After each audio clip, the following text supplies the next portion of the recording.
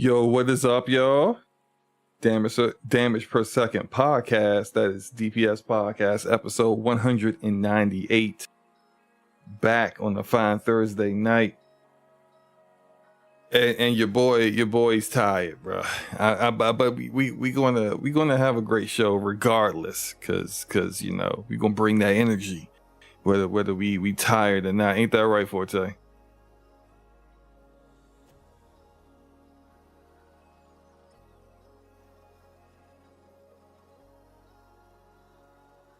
Yeah, I got a monster right here. I don't even mess with monster, but I said I just need a little bit more than Red Bull tonight. So regardless, we gonna have a great one. Hyped up on energy drinks or not.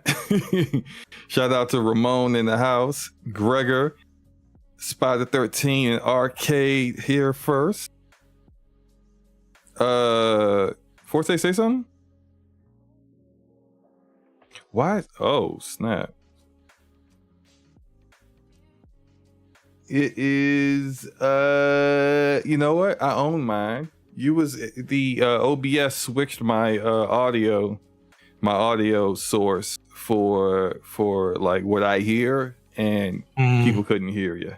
So it happens, bro. It happens. We gonna start it over. Damage per Second podcast, episode 198.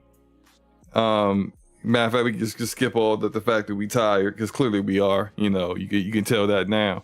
Going to have a great show.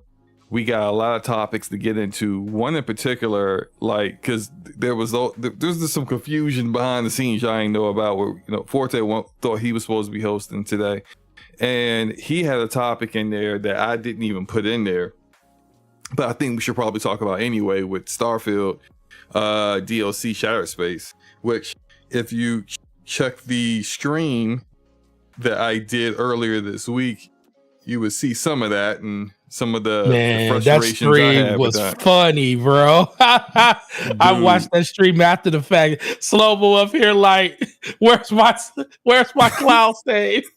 I'm just like, I don't get it. I it's just like they don't know how to be good at, let me stop. Let me not just we're gonna get into that in a minute.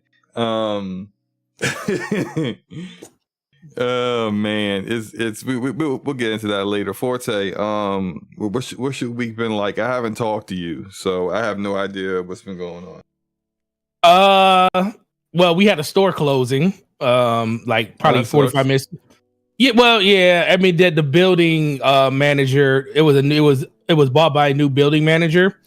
And then, rent goes up and people are like, no, we ain't paying that. So we had to we closed the store down. So I had to go out there and move some product and stuff. So that was, and did it on some of my off days. Move some product. Didn't want to do that. But take some cabinets down, move stuff from one store to another. So that was like my two kind of product. Okay. Oh, yeah. That kind of, yeah. Talking about. You just moving product. I mean, not magic, not magic. Now. Yeah, not Magic City or anything like that. You're not trying to move that type of product, but or Blue Rain. but that was my money and my I know GameStop is falling on hard times, but I didn't know they were that hard. Different business now. Yeah, you gotta find a way to make that pre-owned budget. but no, I mean mostly that. Then you said something that we were talking about sugar and stuff. So I'm on my fourth week, or is it 4? Yeah, fourth week, almost a month that I haven't had barely any sugar for drinks. So I've been going through like the gauntlet of. Well, I went through the withdrawals in the first week and a half. That was bad. That was real bad. Like to the point where I almost went insane because because you don't realize how much sugar you drink in your stuff. So it was like, man, I cut coffee. Yeah, it's in everything. So I caught coffee, cut a lot of other things. So. And I was talking to my doctor, and she said, "What was the biggest source of my sugars?" And I said, "Probably stuff that I drink." So I literally cut that back, and I've been on this like a venture for the last week to find the best sparkling water or the best like something that could replace something that was like sugary. So I didn't probably like SloMo. When I tell you, I probably spent close to like $120 on just powdered drinks, sparkling water, carbonated sparkling water. I'm not like today. I spent like $40 on it alone. Like I think it was some Pierre and some other. I mean, it was a San Pellegrino or something, and those are probably like the best that I had so far. But I think I'm kind of narrowing it down to like something that I want to kind of drink like once or twice a day on top of water that kind of fulfills that urge of wanting to drink something carbonated like a pop. So that's been kind of a big part of my week. And then on top of that, I redid my PC because I took it apart because I wanted to buy new cables to make because I wanted my PC to sit in a certain spot. So I had to buy like cable extensions and stuff. And then I made sure that my cable management was good. So that took like a day and a half to do. That's my PC was completely apart while that was happening. And mind you, I took an extra day off work because I had to go up to this other closing store so that wouldn't eat up one of my off days. So today has been really the first day that I've been able to like download games and kind of play them. So I haven't bought the Metaphor game, but so like, you uninstalled your games? No, I'm talking about new games. Okay, I got you. All right, go ahead. Like, because I knew we were probably going to talk about Metaphor. I didn't install it, so I installed the demo today, and I played through that a little bit. Well, the game's not out yet. The only thing that's out is the demo. Yeah, I thought the game. I saw. Well, I was looking at your stream, and I'm gonna tell you what you tricked me on. I was watching your stream, and you left. You were so mad at at Starfield, you left and went to the Xbox dashboard and you had Metaphor on the screen. And I guess you were about to play the Metaphor demo or something. But then you said, "Oh, is this game out?" And then you said, "Oh, it loaded." And then just half listening. I thought you were about to play Metaphor. Half listening. I wasn't talking about. I was talking about Starfield. I know. Well, after you launched Starfield, I was like, "Oh, he was talking about Starfield." But for a minute, I thought you was talking about Metaphor, and I was like, "That game's not out yet." And I said, "Does he have like a review code or something?" Man, I'm telling you, going through withdrawal literally makes you see. I've been tweaking all week, but yeah, outside of that, tweaking today, man. I was like, yeah, what is this guy doing? Well, I literally started like this morning or this afternoon. I made sure because I was off, so I made sure I was home. I took a nap. Me and my wife went out to brunch, and then I went to the store and bought a whole bunch of stuff because I'm taking. Oh, that's another thing. I gotta take her to the airport at 4:00 in the morning. So she's going for the weekend to go see her best friend, and I've got buying all the stuff for the kids and stuff so we can have stuff at the house. Man, I'm sitting there like I got to make sure that I get home, get some sleep so I can host this podcast. And then I even thought about it. I was like, did not host last week? And I was like, and you know me, I didn't even go look at it. I was saying, you know what? I was thinking about we're almost at episode 200. If I remember correctly, E was on the show last week, and I think SloMo hosts, and that's kind of what made me think about it. I was like, SloMo hosts because he told me that E was going to be on the show, so it must be my week. So I didn't even go look. Normally, I just go look at the stream to see who hosts last, because this happens more than you think it has. So how's your memory this bad that you don't remember what you did a week earlier? Because you know what? Because I'm gonna tell you this. Over the course of the last couple of months, if it's not something I'm doing daily, I just block it out. Like, I literally don't think about it again until I have to do it again. Literally, that's how it's been. Because I've been having so many other things going on, I've been kind of focusing on other stuff. It's like, when a podcast is time to do the podcast, I do the podcast. And then maybe a day and a half after the podcast, I'm not even thinking about anything until the podcast comes up again. That's probably why you haven't talked to me, because I kind of just literally you don't even see me on Twitter. You don't see me on Twitter. You don't see me on Xbox Live anyway. Well, I'm just saying that's kind of how I've been like that because I just completely disconnected. Like, and when you disconnect like that, you're kind of not paying attention to the fact that damn, I host last week. Maybe I should check that, but it was my fault. It was definitely my fault. As soon as, and then you called me and I was in the shower. He was like, I know you was like, why the hell is there another stream running?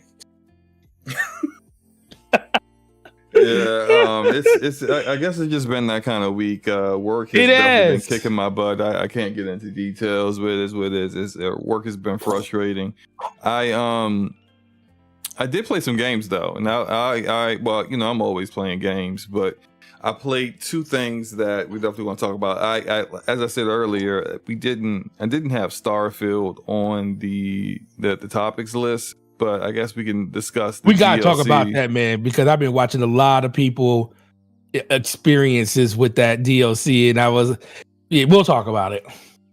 We'll talk about it right now then, because it's not like. Because that's going to roll into the next game that I've been playing too, and that's the first topic. So, yeah, you know, the Starfield stream. I played the Starfield stream, and I haven't got back. I'm gonna do another stream, like part 2 of that to kind of continue it on. I haven't really played much of it since I ended the stream, but I have put through. So I probably played like a couple of hours. Did the whole prologue area that was very much like Event Horizon, and that was okay. Not great, but it was all right. If you saw the stream, you saw how frustrated I was with. Oh, I saw the first half going on. I saw the first hour of the stream.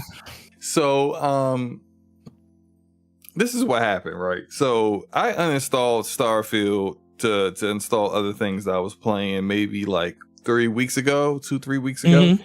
And, you know, I've uninstalled and reinstalled Starfield multiple times. Never had an issue. Well, I've had issues, but, you know, it's always issues on the Xbox app, but not this particular issue. So I reinstalled the game.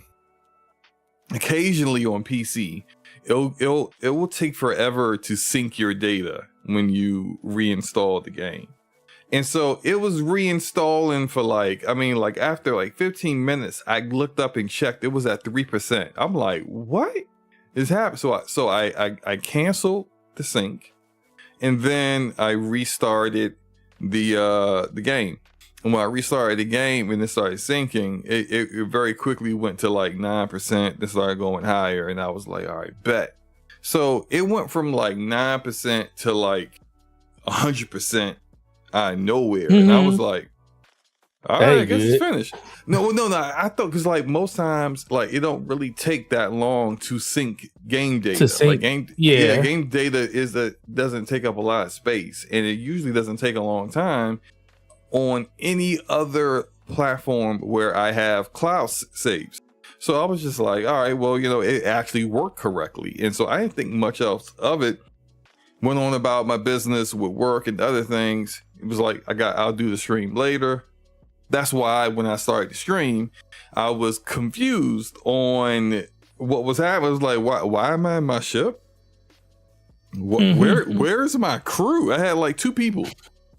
I was like, what is happening? And then I checked the game save, and then I'm starting, like, my blood pressure is just like raising because my game save says it has the date of like May of this year. And I'm like, I then played, like, it was missing like 10 hours of gameplay. And so I said, oh no, we're not doing this. So I quickly Googled what to do when Xbox app loses your game save, your cloud save. This is not a uncommon problem. So I saw the solution, did it, let it run, and then while I was doing that, like, my PC just started freaking out for no reason. And then I was about to go play a PlayStation game. It was actually PlayStation that I switched to because my Xbox isn't in my office. And ended up it started and then I played it. Now, this is what I'll say about it. I haven't got far enough in it to really have a definitive feeling on the DLC, and I haven't finished it yet. But when I do finish it, I'll definitely let you guys know how I felt about the entire experience. But I thought the ship that you're on with the Varun ship, I thought that was well designed. I wasn't too like I'm not saying it was boring, but it's like it's a prologue to an entire quest line. So there's a lot to like explain and figure out and introduce you to new characters and whatnot. I thought it was just okay though. And I think, and I'm not trying to be like super critical of it for no reason, because there are other expansions that I've played, for example, like Cyberpunk's Phantom Liberty, where it's not, it does take like about 30-40 minutes to really get into the action. Like it's pretty slow going in the beginning, but once it gets going, it really gets going. So I was trying to not be hypercritical of something that like I've barely kind of scratched the surface with. But because I'm in New Game Plus, because I beat the game back when it first came out, I wanted to have Andreja, who is from that religion, in my squad, but I hadn't recruited her yet. So what I did offline, in between the last stream and the stream that's coming up, was I went out and just did the main mission steps I needed to do to get to the point where all of your former crew are at the lodge, and you can just pick and choose who you want to have roll with you and assign to new like tasks and stuff. So I got her with the squad now. It's okay. You know, it's not. It's just. I'm not, I guess you could tell that like I'm not super hyped to play it, because I did that stream like on Tuesday, I think, or Monday or Tuesday. And I haven't really been like, oh man, I need to go get this stuff done so I can start the stream again and do another stream to continue on the story. It's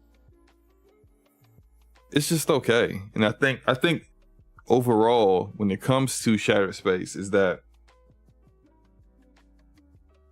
when you have, in the past couple years, when it comes to expansions to games, we've had Elden Ring Shadow of the Erdtree, which is fantastic, right? We've had Phantom Liberty, freaking awesome. We've had some really good expansions, like the shoot, you and me and Luca have been playing the Remnant 2 expansion DLCs. They're great. And it's just this isn't, I think, I'm not saying we're spoiled, because you wanted things to be great. This is just okay. And just okay isn't enough when the bar has been raised. The bar has been raised a bit. And now people kind of expect more from an expansion of a big AAA game.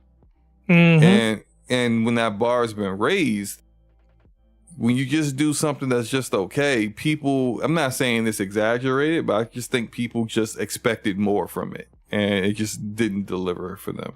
What are your thoughts about that? Yeah, so I actually have the DLC because I bought the premium edition, and I can't even play it yet because I haven't. What was it? Level 35 you had to hit or something like that? 35, yeah. You have to be a minimum level 35. 35. I'm level 28. So I've been like, okay, well, I said I got to get into the game and grind it a little bit so I could get to the DLC. But the unfortunate thing is, looking at social media, looking at a lot of people post. I watched Matty Plays post today. And you know how huge of a Bethesda fan he is. And he pretty much decapitated this freaking DLC. Decapitated. he pretty much took his head off. And I was like, oh, this ain't good. And it's kind of been more of the narrative like that I kind of thought, because it's like it's like they tried to add, like they tried to do the whole thing about, about how, every planet, there's so many planets and every planet looks the same, or they're just barren. So they secluded you to this one area and tried to beef up everything around that one area. But the same issues persist in the game as, like, okay, there's different enemies, but they're mostly just reskins of other enemies. And then you start looking at just the overall way that the game plays.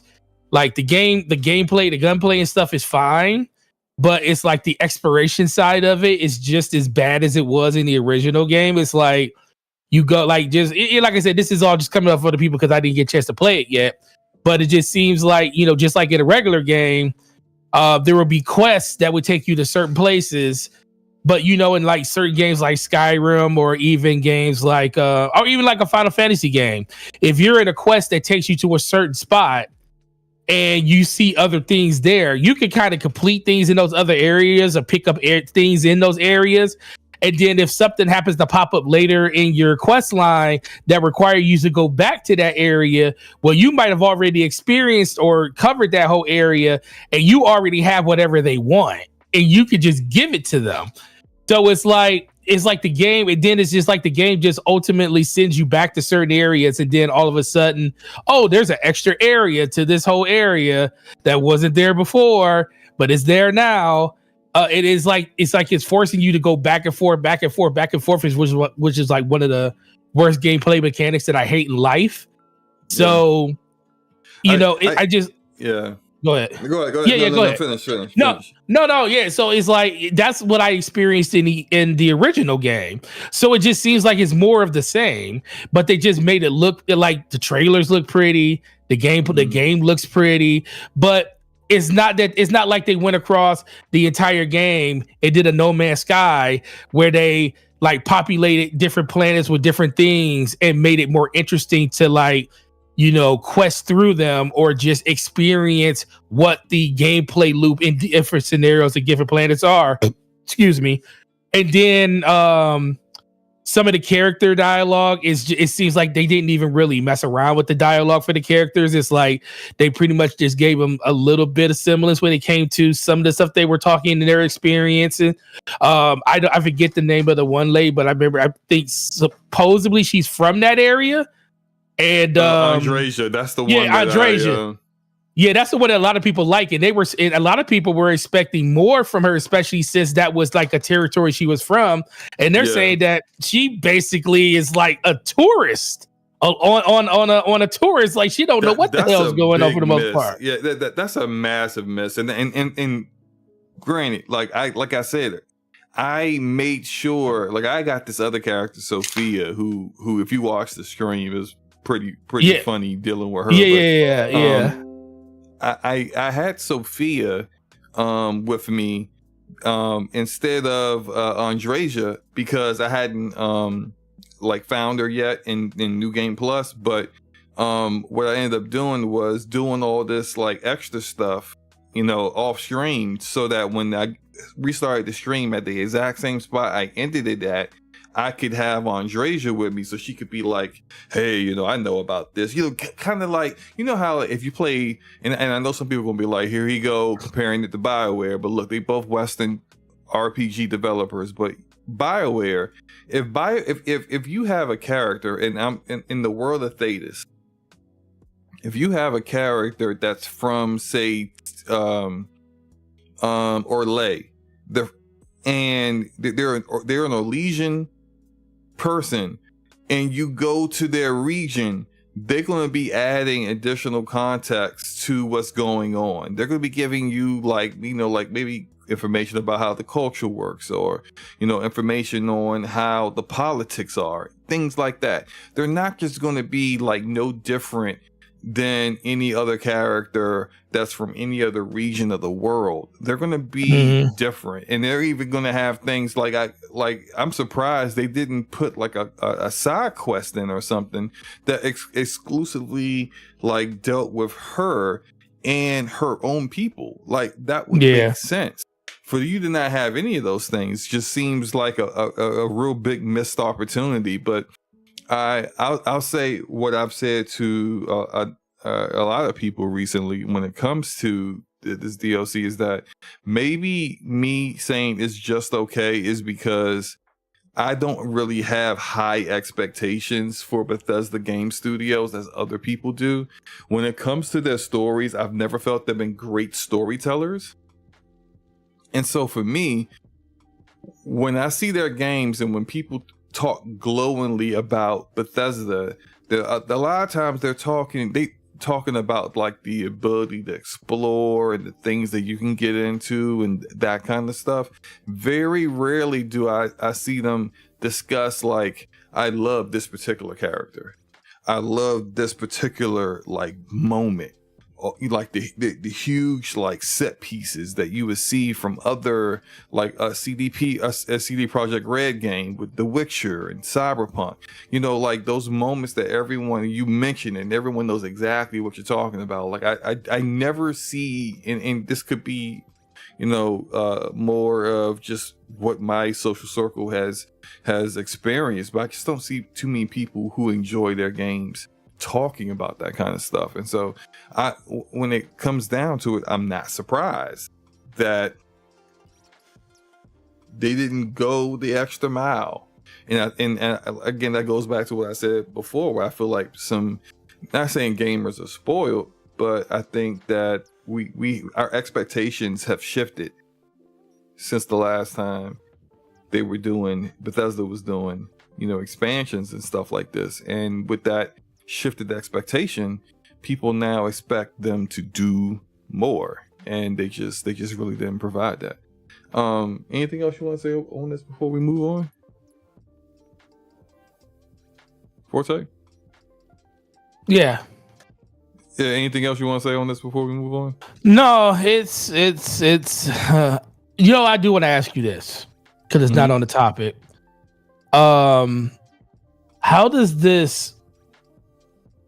So this is one of their bigger games, and it's supposed to be one of a really big update that fixes a lot of issues, or just makes the game just infinitely better than it was. Well, I feel like they've done a lot of that, fixing issues that people had over the course of the past year. Like they added performance mode, then they added vehicles and all that stuff has been added prior to this. So do you I don't know think if that was the answer to your question on that? No. So my biggest thing is, what type of, what's the word I'm looking for? How optimistic are you with them, with all their newer games coming out? We're talking about Bethesda, you're just talking about Xbox in general. We're honestly just Xbox in general, because Bethesda is under Xbox, and it's not like Bethesda hasn't struggled themselves over the course of the last couple of games that they released, because, you know, it wasn't, you know, it's not like their games were like blockbuster hits and stuff. Even since Xbox picked them up, those days have kind of been long gone for them. Not saying they can't bring it back, but, you know, it just seems like everything that is under Xbox right now is just under a lot of scrutiny. So what kind of scrutiny do you think this DLC, or just how this game, because you might be right, the fact that they release so much stuff over the course of the year, people kind of get blinded to the fact that, well, the game got infinitely better over a year, but people were looking for like a huge big update difference between probably the last time they played it and when they played it now. So what do you think this bodes for them in the future when it comes to just the rest of the games coming under Xbox?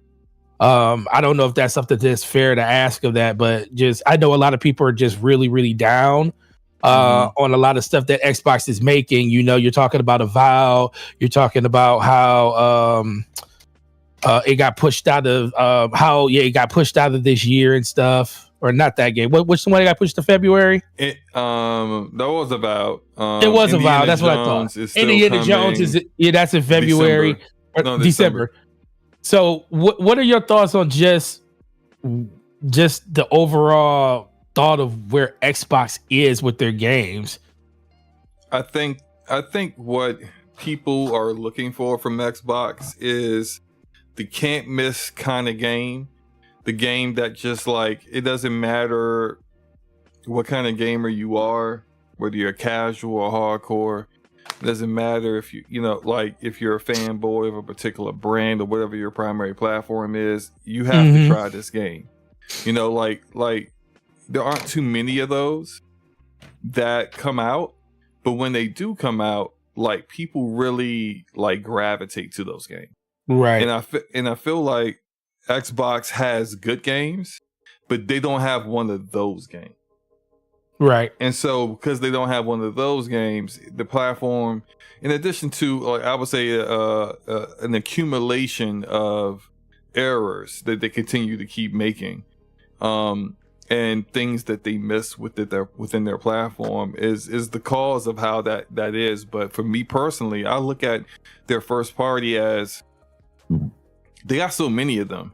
They got so many first party that I know there are some people that just they take one release and then they kind of just like blend that in with all their releases. So, you know, when Redfall came out, you know, people just had it like in their mind that like almost like every game that comes out that's a first party game from Microsoft is like Redfall, that's just not reality. That's just how your emotions are leading you to believe in the moment.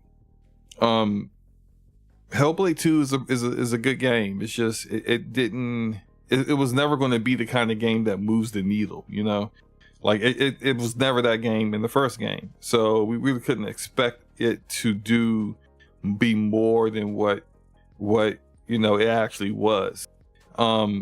Especially when Ninja Theory didn't seem to be too invested in expanding upon the game. I do feel like they could have did a lot better with like expanding the combat and not taking things away to add to other aspects. But I feel like in the future they're still looking for the game that is like the can't miss kind of game that's definitely guaranteed a game of the year nominee kind of game. But they'll have some good ones. I don't think Indiana Jones is going to be good. I guess I don't know. I just got like a feeling about it. But I think Avowed is going to be good. But it's not that kind of game that a lot of people jump on. Fable might be it though. Fable might be the it game for them. But when you have so many developers, a varying degree of experience and talent, you know, you got your Playground Games and your Coalition, and those guys are at the tip top, and you got your other devs that are like trying to find themselves, like Compulsion, and then you got the ones that have never like shown themselves to be that good, like 343. When you have such a big variance of performance when it comes to that, really when it comes down to is your leadership is not strong enough to really build those studios that struggle up.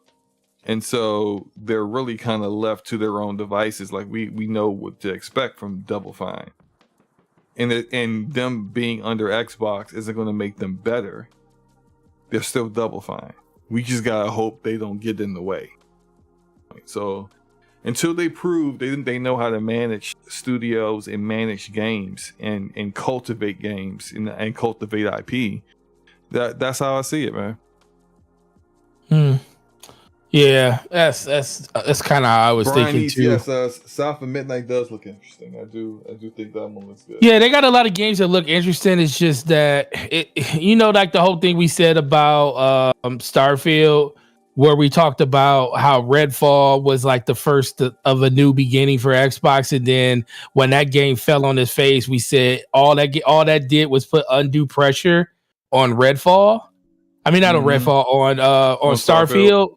Yep. Yeah, and that's how I feel about this. It's like, not saying it was bad, but it was not what people thought it was going to be. So now that pressure just gets moved to the next game, and maybe it's not going to be as much pressure on Indiana Jones because licensed project and stuff like that, and it's going to be on every platform.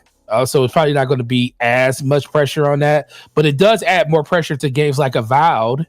So when Avowed comes out, which is another first party game like that, I think it's going to have a lot more scrutiny on it. And then the next game, and then the next game, until Xbox does exactly what you're saying, because, it's what they want is a Spider-Man. They want something, not a Spider-Man in general, right. But they want something that Spider-Man everybody. 2018 was that. Spider-Man 2018 was that. Yeah. They want something that everybody can gravitate to. Yeah.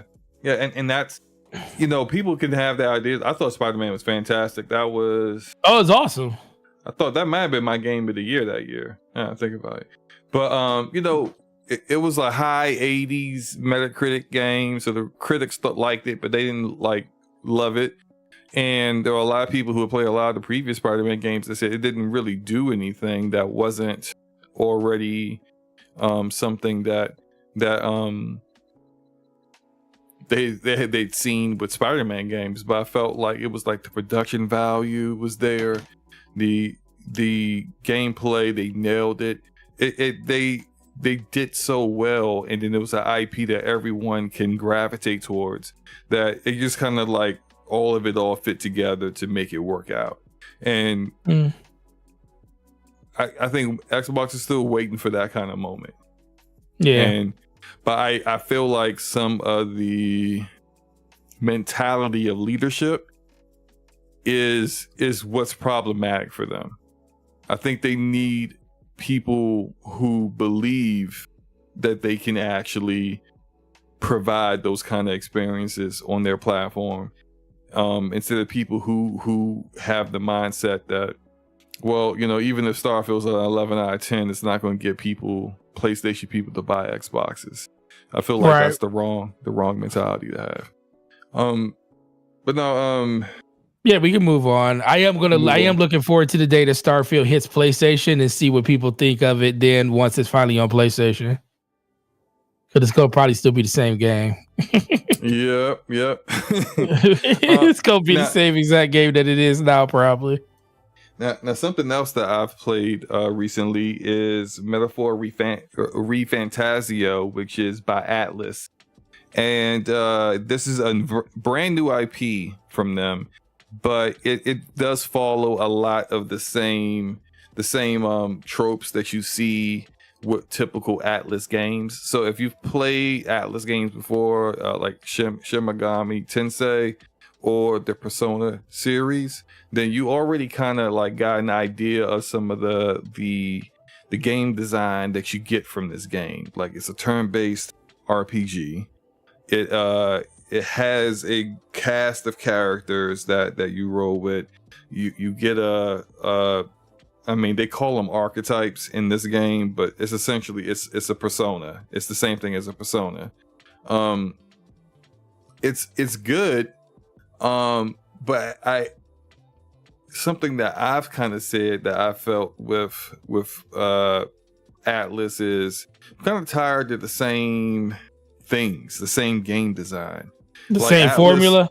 The same formula every single time, to the point, if you played Persona 3 Reload, Persona 4 Golden, and Persona 5 Royal, or just regular Persona 5, then you would notice that certain characters have the same personalities. You can point to particular characters in each game and say they're the same person.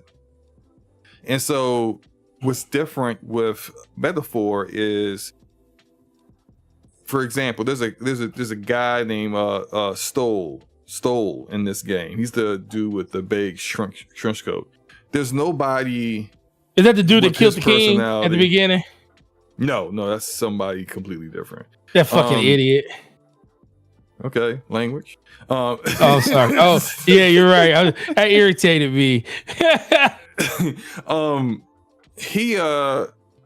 His personality is completely different than any characters that I've seen in Atlas games before. And I played the last 3 games, and I played Shin Megami Tensei 5, and I think I like that this is a bit different there. The archetypes themselves are different. So before, your main character would have the ability to kind of change out your persona, so change out like your skill set of abilities that you get from your persona, whereas your other characters that were with you, they would just get one. And so they would get a list of powers that would come with it as they leveled their persona up and they leveled themselves up. But like, you kind of had to do strategy with like, okay, I'm in this area. These enemies are weak to ice. I need to get Yusuke with me.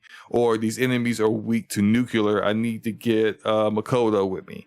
That's how you would look at it. Now with the archetype system, you get these archetypes, and then the main character can choose to delegate them to his party members. So now I can like create a party where my main character is a healer. He's using the healer archetype. I got this girl that's running the knight archetype, which is like a tank. And then I can have my third person be a seeker, which is kind of balanced, or a mage, which, you know, kind of self-explanatory.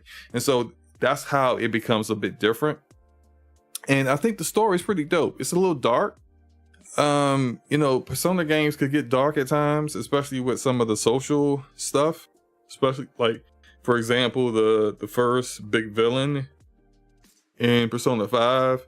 There's a lot of like real heavy content there that could, you know, be pretty triggering for people who've unfortunately had to experience some of that stuff. But like the very first time you walk into the city in the demo, like you're watching a guy get hung, just straight hung, just straight. I'm just like, oh, that's different.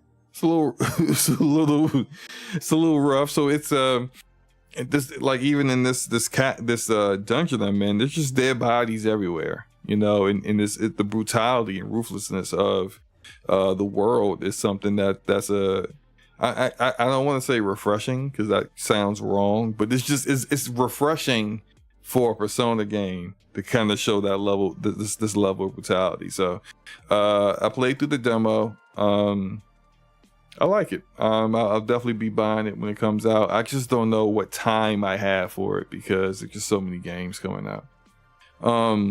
You said you saw some of it and you didn't get a chance to play it yet? No, I played like probably an hour.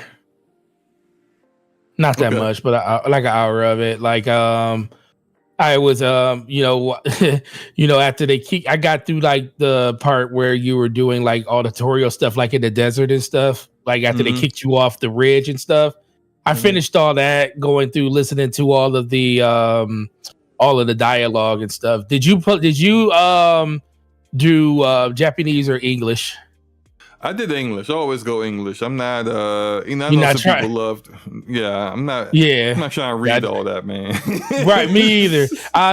It was like, do you want Japanese? I was like, a game that's going to give you the option of English subtitles and English voice. Yeah, let's take that option. I'm not trying to read none of this stuff.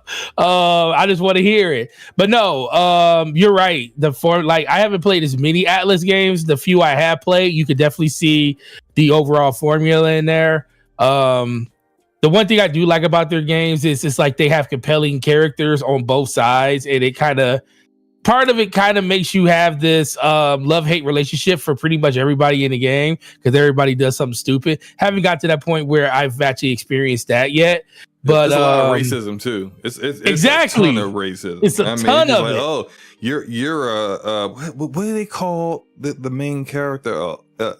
Elsa or something like that. Like, it begins with an E, and it's just like, I don't know why they're hated so much, because everywhere you go, people are just like, filthy Elsa. I'm like, what? Really? Like, to my face? That's how you feel?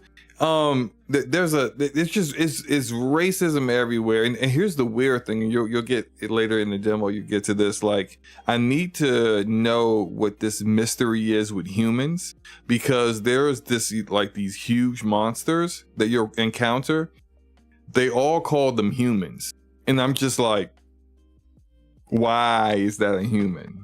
Like, what am I missing here? Like, what's going on? And I just find that really really interesting. It's a nice little mystery going on, and the story's pretty good. The story's pretty good. Yeah, I liked what I was playing so far, and definitely probably once I finish the demo, make a decision on purchasing that. It looks good enough to the point where I might, because I can see where a lot of people are super excited for what this game's going to be and everything. Like you said, the fact that, and think about it, we're getting the Atlas game day one on Xbox. Used to be a time where you would see games like this. I played it on PC on Steam, so I was never really worried about the performance, because mostly Atlas games run pretty well on PC as it is. Not this. Did you see the? Okay, you have a 4090, so it never. Yeah, well, really I don't. to you, I don't see bad on the 4090. It doesn't run good enough for the kind of game this is. Like this game visually, I would say, like, I like the art direction, and every Atlas game has its own like aesthetic to it. Like even the UI and the menu looks like, you look at it and you just know, oh, that's a metaphor based upon like how like the italics are for the letters and numbers, based on like how the aesthetic, like the menu and everything looks. And if you look at Persona 3 Reload and Persona 4 Golden and Persona 5 Royal, they all have their distinct look, and that's fine. And I love how they enjoy that art direction. My issue is the world environments are very like last gen. And especially when out in that desert, the way that desert looked, I was like, yo, this looked like something from Persona 4 Royal. Like, I mean, it golden, does. like, and I'm like, for the game to run the way it runs, I'm like, y'all got to do some optimizing on this. Now, I know on console, I don't think people had like these kind of problems. But on PC, it's terribly optimized. So I do appreciate the fact that they're releasing all their games all at once now. That they gotta make sure that the quality of the experience is up there for all of the different releases. I will say, draw distance with a 4090 looks beautiful. I will say that. I was like the part where you get to after you get a little like through the little tutorial where you got to use your face sense or your face sight to like avoid the enemies and stuff, and then you get to the part where you're on that road where it's pointing out the road to go towards the city, where you're standing on that hill on a 4090. Oh man, you can see enemies like halfway across the map. I was like, yo, this is really nice, and that's with everything maxed out. Like you said, the game doesn't take a lot to do that on. A lot of people will probably be tricked, and like you said, a lot of people are going to be tricked into thinking that if they got something like a 4080, 4090, that the game's running pretty well. But you can see some of the little stutters and some of the little choppiness, like some of the screen tearing that happens like time to time. It's not as bad, but you can definitely see it if you're just like looking for it. But if you're just playing the game and you're on a high-end graphics card, you're probably not going to notice it unless you're playing a lot of games. Like it does show, if you play a lot of turn-based games, you'll definitely notice it because there are no slowdowns. That's when it kind of hits the most. But for the most part, the game will probably be patched in the next week by the time the game comes out. Yeah. Who is Arcade in chat says he's got a 2060 Super, and he said he had no problems. What issues did y'all have? I didn't necessarily have an issue. It's just no issues really. Well, Arcade, like I have a 4080 Super. Forte has a 4090. For me, like it never dropped below 60 FPS. But the fact that like at times, excuse me, it's not at triple digits when a better looking game. This game's running on DX11. So like that's one thing. So a DX11 game should not be demanding, considering the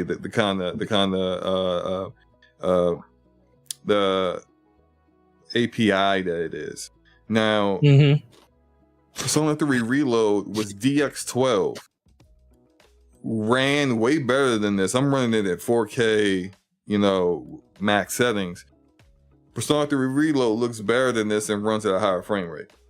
So just like when you kind of see what the averages are, you're just like, this isn't the frames I was getting for this kind of game isn't what it should be.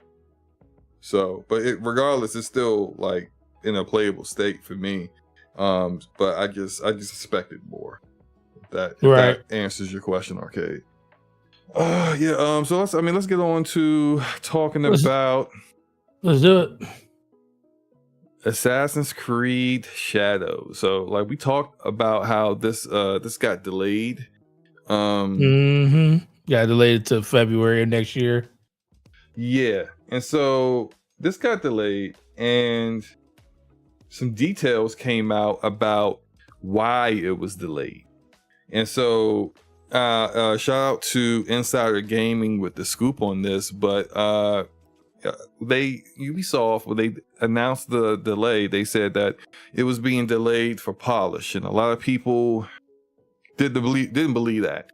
Some because they're cynical, they're cynics like that, and others because they wanted to kind of feel like pat their own back and feel like they actually accomplished something with their obviously just foolishness in regards to how everything is now. Anytime they see a person that isn't a white male as the lead, or predominantly white people in the game, they believe it's DEI or it's woke or like things they don't even understand, basically. But Ubisoft, Insider Gaming has learned from a number of people who work at Ubisoft on the project that Assassin's Creed Shadows was delayed to polish and refine the experience.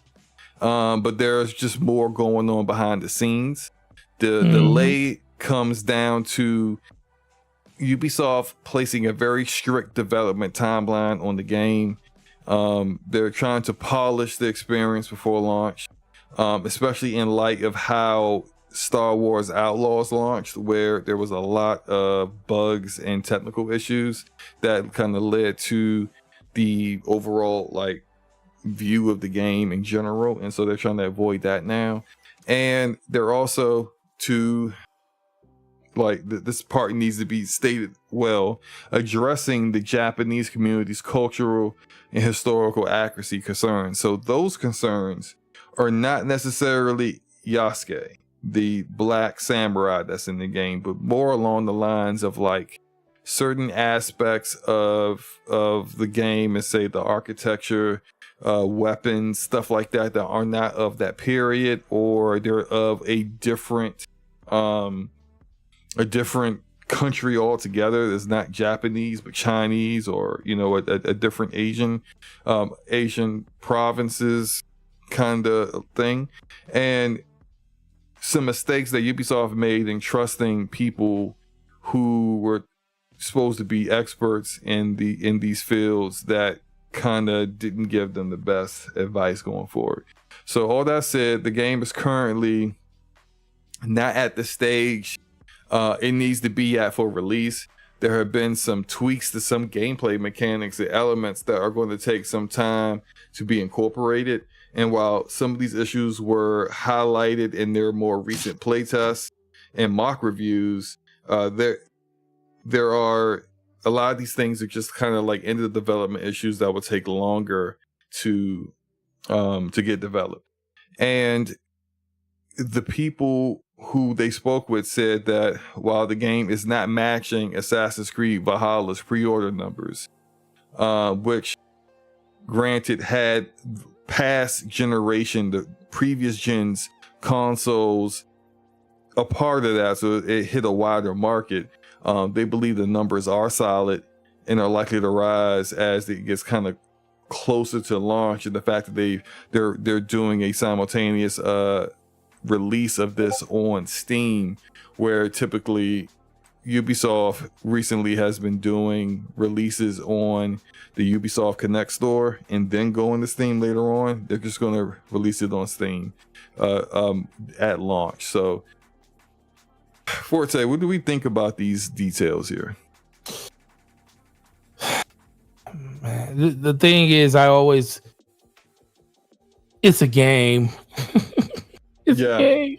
It's a game. Like, I understand historical accuracy, but when is the last time an Assassin's Creed was ever historically accurate to at whatever time it was in? Never.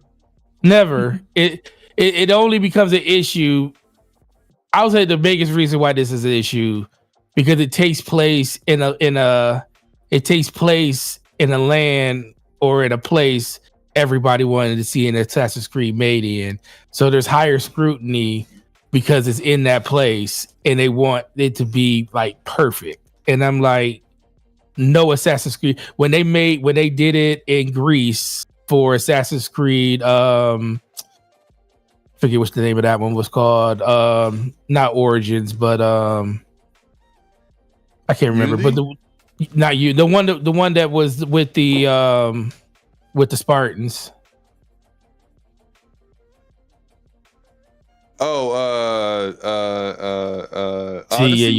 Odyssey? Odyssey was it. So when it took place in Greece, okay. Was it accurate? No. What about when it took place in Egypt? No. When it took place in the Caribbean, maybe Assassin's Creed Black Flag was probably the closest where it took place at. But I would probably say Assassin's Creed 3 was kind of in the same vein. But it's like nothing was historically accurate about any of those games. So we're just in a point of time where developers, you're starting to see the power that gamers do have.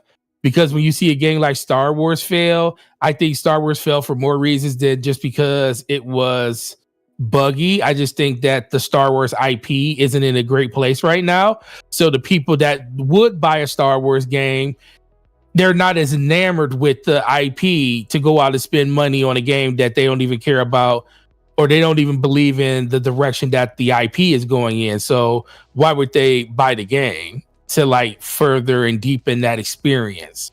You know, the reason Star Wars Jedi Fallen Order did good is because we were coming off of good things like the Mandalorian and stuff like that. So people were like excited for Star Wars. It ended up being canon, part of the story and everything. I think that's more of a reason why Star Wars kind of failed, or not failed, but just didn't hit expectations. Assassin's Creed, you're just seeing the power of what gamers have when they don't support something. And this is the thing. Ubisoft can't afford that anymore. They're in such a bad place where a takeover is literally right around the corner for them. They have to do something to kind of acquiesce to what gamers want, or appease to like the native culture of that area, to try to make things as historically accurate as they possibly can, on top of making the game as popular as it is. To that, though. There is. It's like when things are legitimate, okay, like, yeah, all right, so we got some architecture that's not quite Japanese, it's Chinese. Okay, fix those things. Give us, we'll take care of that. When we got weapons that aren't like accurate, okay, let's fix those things. But when people are like arguing over what's a retainer and what's a samurai, and there is this huge like this is where we get to the point where it's just like, what are we doing here? And what is the real argument here? Is it because a character is called a samurai, and some people are saying, well, they're, you know, samurai weren't what people think they were at that time, or that word wasn't used, or some crap like that, or technically he used to carry the sword, so he's a retainer. But then you look at what retainer is, and you find out like, hey, basically he's a samurai. And it's just like, this is not like, you took a real person and you put him in the game. That this isn't the first time Ubisoft has taken a real person and put them in the game. And when they've taken real people and put them in the Assassin's Creed games, they were not like one for one who they were in real life. Not that we would fully know that information anyway, because when none of us alive, when a lot of these people were alive, but like according to what history books would say about those previous characters, those previous real people, the way they depicted them in the game wasn't, how they were in real life. Did anyone complain? No. So what it really comes down to is that you're upset that you heard there was an Assassin's Creed that was going to take place in Japan, and you've been waiting for a long time to play. I'm not even an Assassin's Creed fan. I saw all the whining and clamoring and begging for an Assassin's Creed in Japan, and you wanted Ghost of Tsushima, or you wanted Neo, because you don't mind a white guy being a samurai in Japan. But when you got a black dude and a Japanese woman, you got upset because, hey, where's the white guy?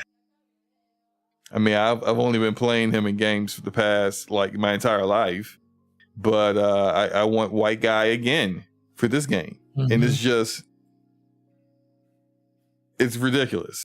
So, but Ubisoft, I feel like does not have the capability to toe the line here, to kind of be like, yeah, we acknowledge we made some mistakes, but that wasn't one of them.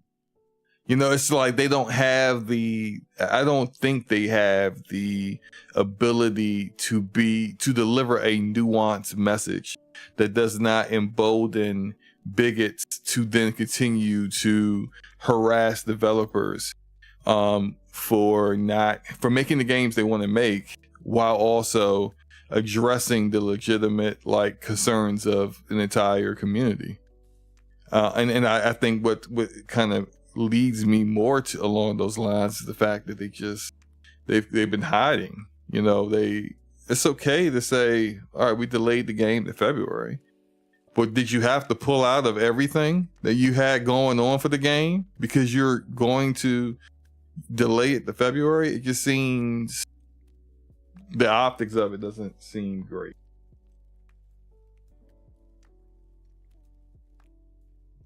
Forte, you still there? Oh, I thought you were still talking. Yeah, no, I'm done.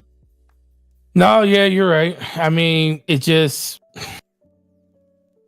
really see what the power of what gamers have at this point. But like you said, there is a balance. But it just like everything, how the pendulum swings. It swings heavy one way, swings heavy back the other way, until we find some meaningful ground where everything is kind of in the middle. And that seems like what a lot of 2024 has been like with a lot of games. And I wouldn't be surprised if we see it a little bit more going to 2020, 2025. But we just got to get to the point where games are just games again, not just trying to keep a person in a game as long as possible, because I think that's kind of part of it. Part of the reason why I think God of War 2018 was way better than God of War 2024 or 2023 or 2022. Ragnarok. I'm sorry. Just Ragnarok. Yeah, better than Ragnarok is because I felt like Ragnarok was trying to be more than it needed to be by fleshing out stories that, were meaningful, but they kind of lingered on. Compared to 2018, it was story beat after story beat, hit after hit, and it made you, and that emotion kind of carried its way through.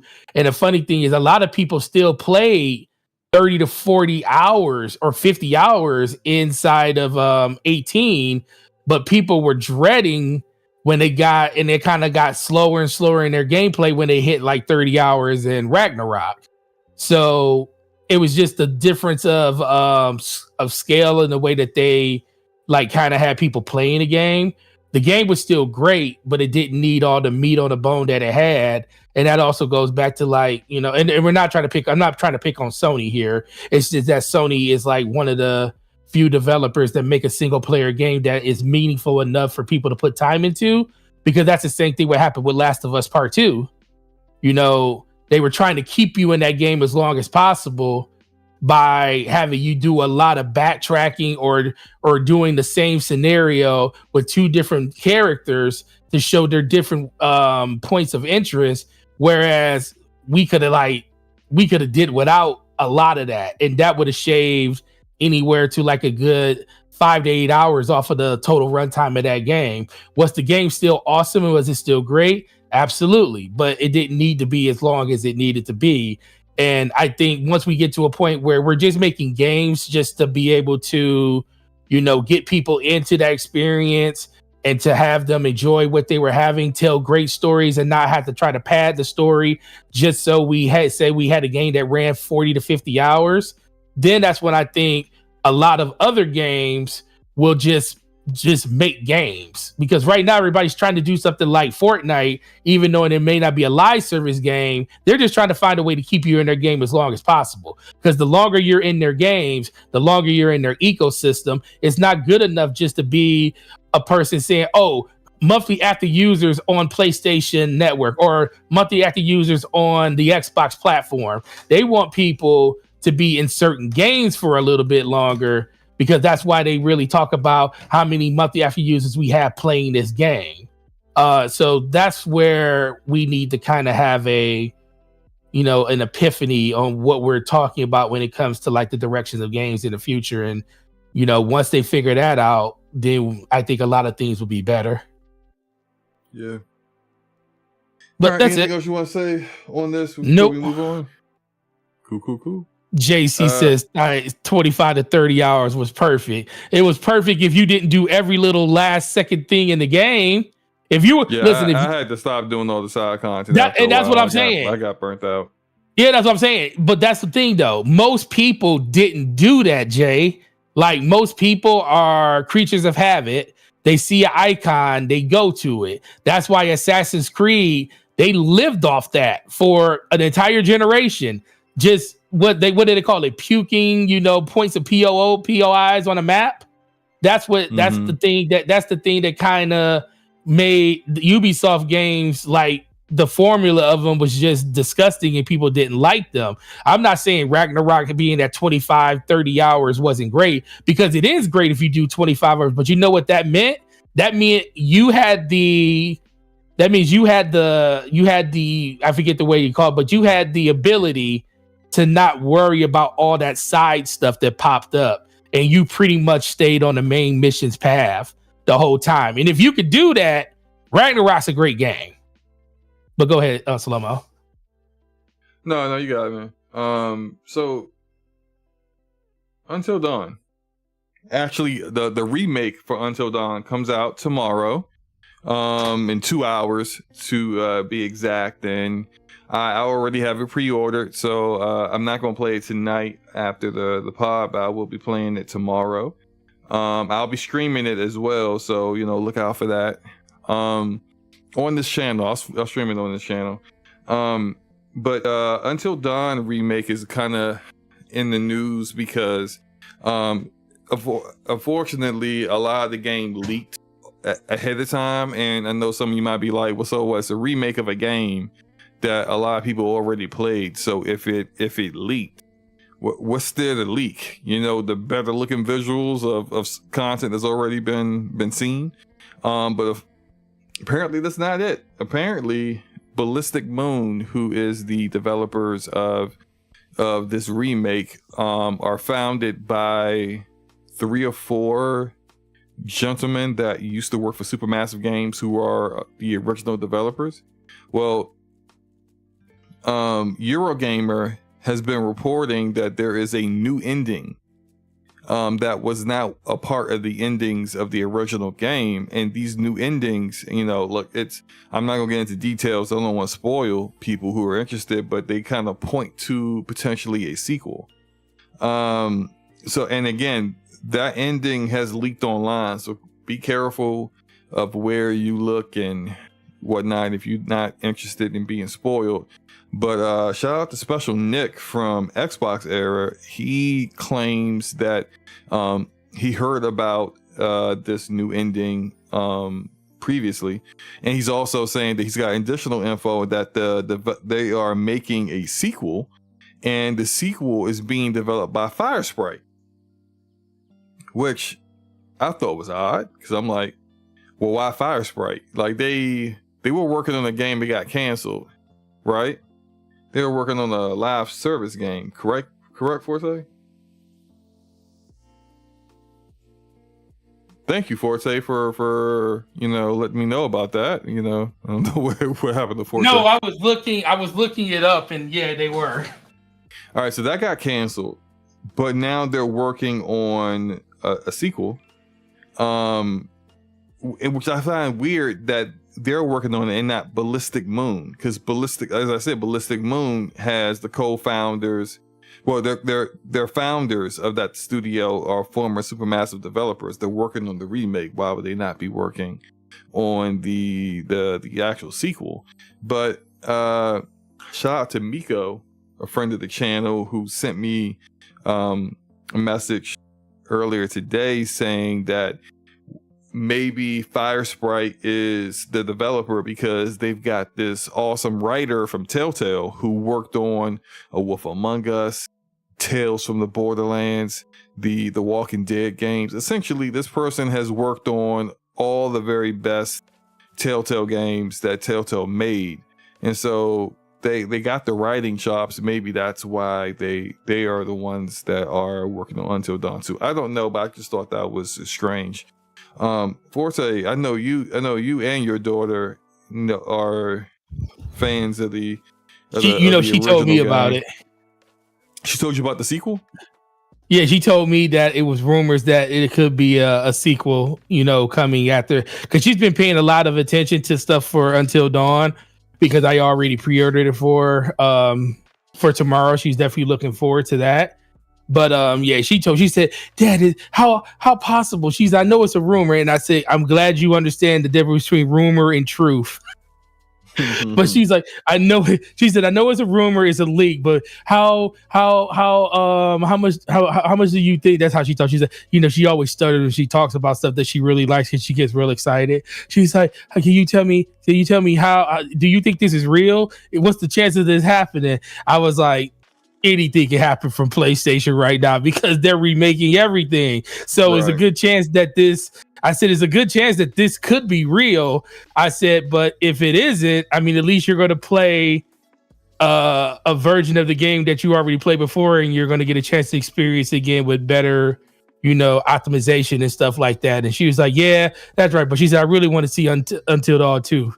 And I was like, are you real? She was like, yeah, I'm really into that story. I was like, yeah, okay. Well, so we're definitely hoping something like this is real. Because I really are into those type of games, but I will watch her play them, because it's like kind of a bonding moment when I watch her play, certain games. I watched her play the Quarry and stuff. I watched her play the original. What I call it, the Quarry. You said the Quarian. No, I did. I said the Quarry. Whatever. You said Quarry. The chat. Y'all okay, I just said whatever. I said if I did say it, I said Mass it. Effect on this.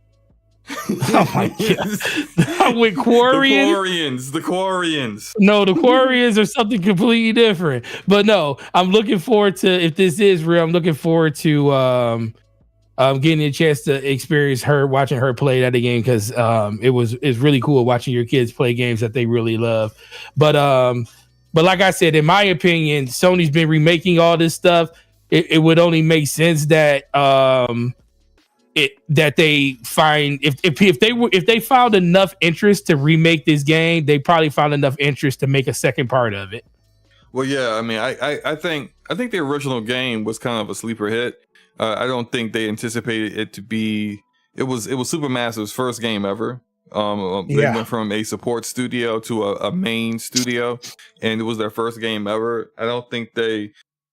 It's kind of a take of a kind of a Telltale kind of game, but using the Decima engine. And I don't think they anticipated it to be as beloved as it was. Like, a lot of people played it. A lot of people played it in a group setting, even when it was a single player game that didn't really have any kind of multiplayer elements to it. Which Miko got it implementing.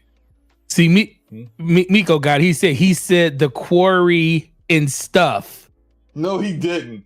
Yes, I did. No, he got it, because that's exactly what I said. I just wasn't about to fight with you about it. Thank you, Miko. Thank you. They're just trying to help you out. Thank you, Miko. That's all that is. Thank you, Miko. Thank you, bro. I appreciate you because you know what? This chat is always on your side. So when they are on my side, I know I'm right. They giving y'all one. That's all. They just giving you one. That's all this is. Whatever. Anyway. It's just your ears was malfunctioning today. That's okay. What anyway?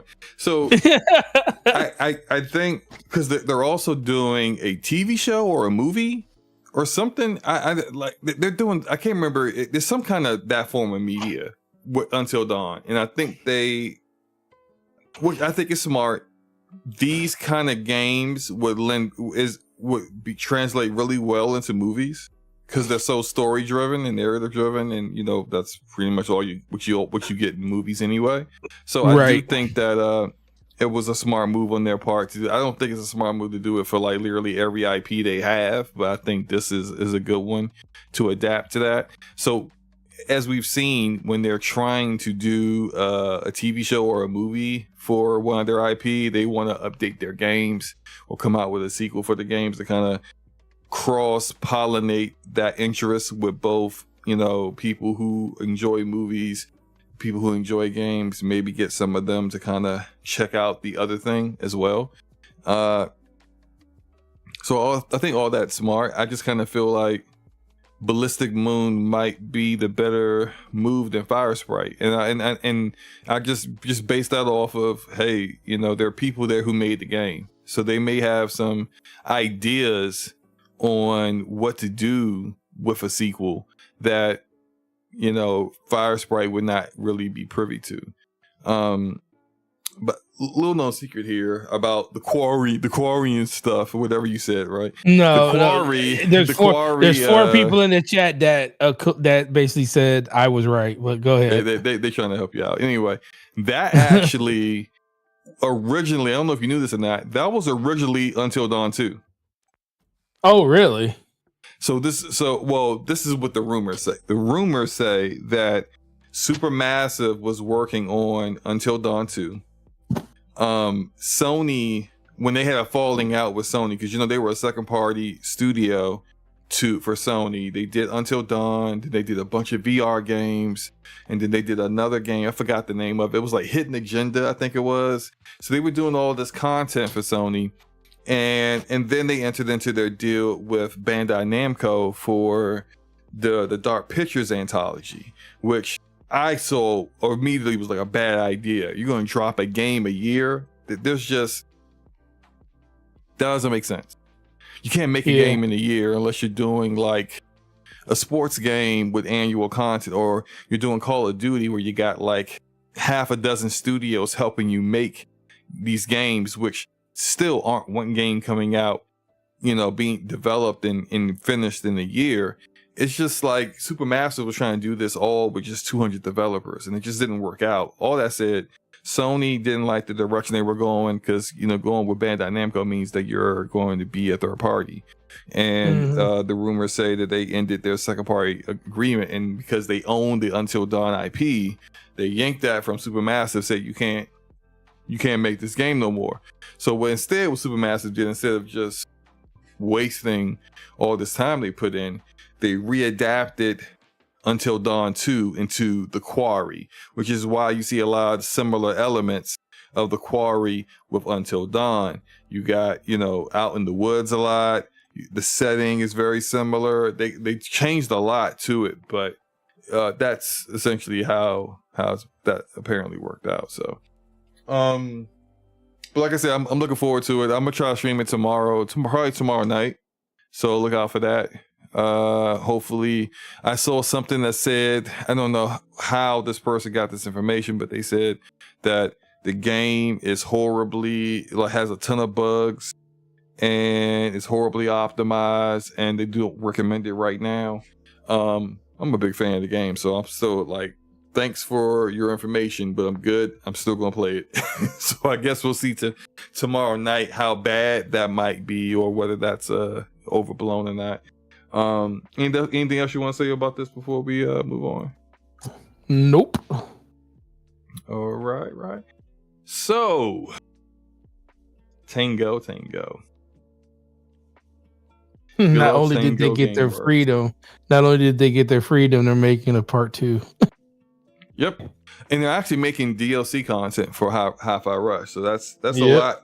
So someone from Crafton's product and development, I can't remember the young lady's name title, but she did an interview recently, and she dropped some information about the acquisition of Tango Gameworks from Microsoft that we didn't know previously. And so she said that out of all the developers that were in Tango when they got shut down, between 70 to 80 of those devs will be joining Tango under Crafton, which is awesome.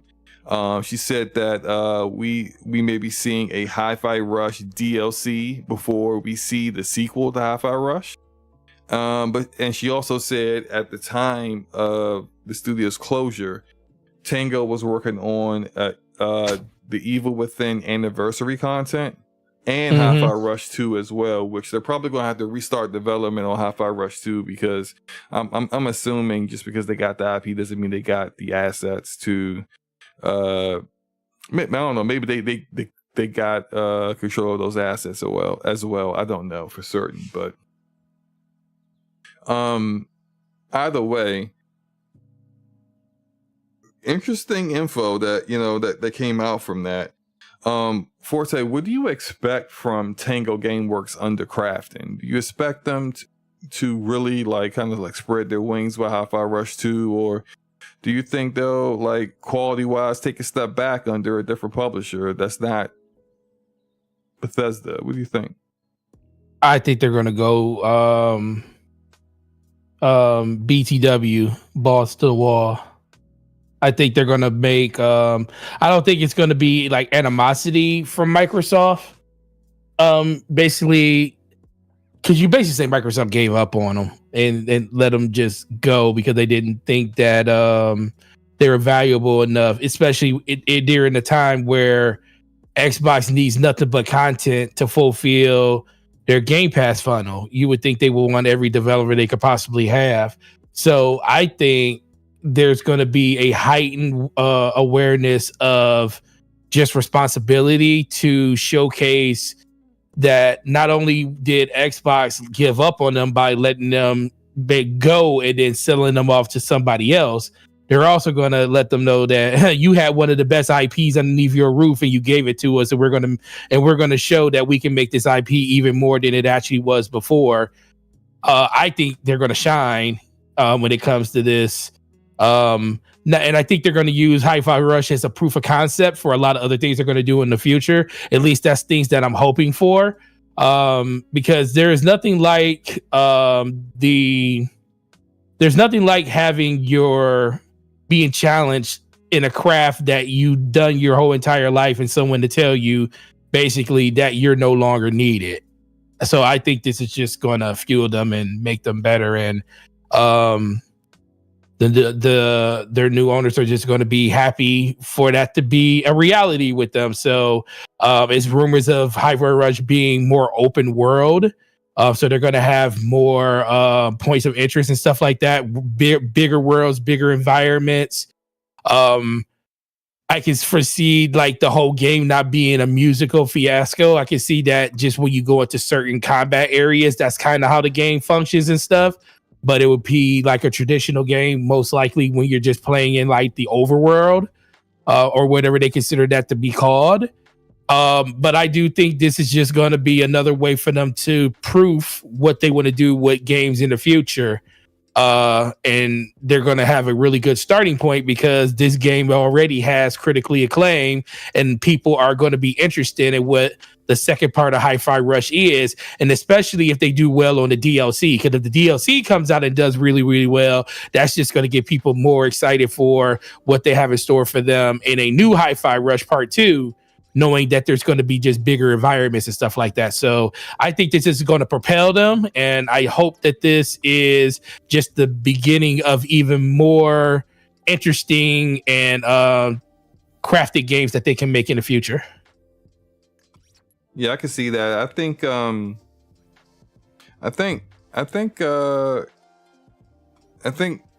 Gameworks is going to be a very different developer than what people have considered them to be under Craft. And I say that because Shinji Mikami's is not part of these developers that went over the crafting. So the kind of work that he cultivated on with that developer, the kind of work that he did that made that developer be known for, I don't think we'll see that kind of content ever again. And for those who are fans of The Evil Within, more than likely Microsoft isn't going to take up the IP and give it to another studio to do something with, or even publish it and license it out to someone.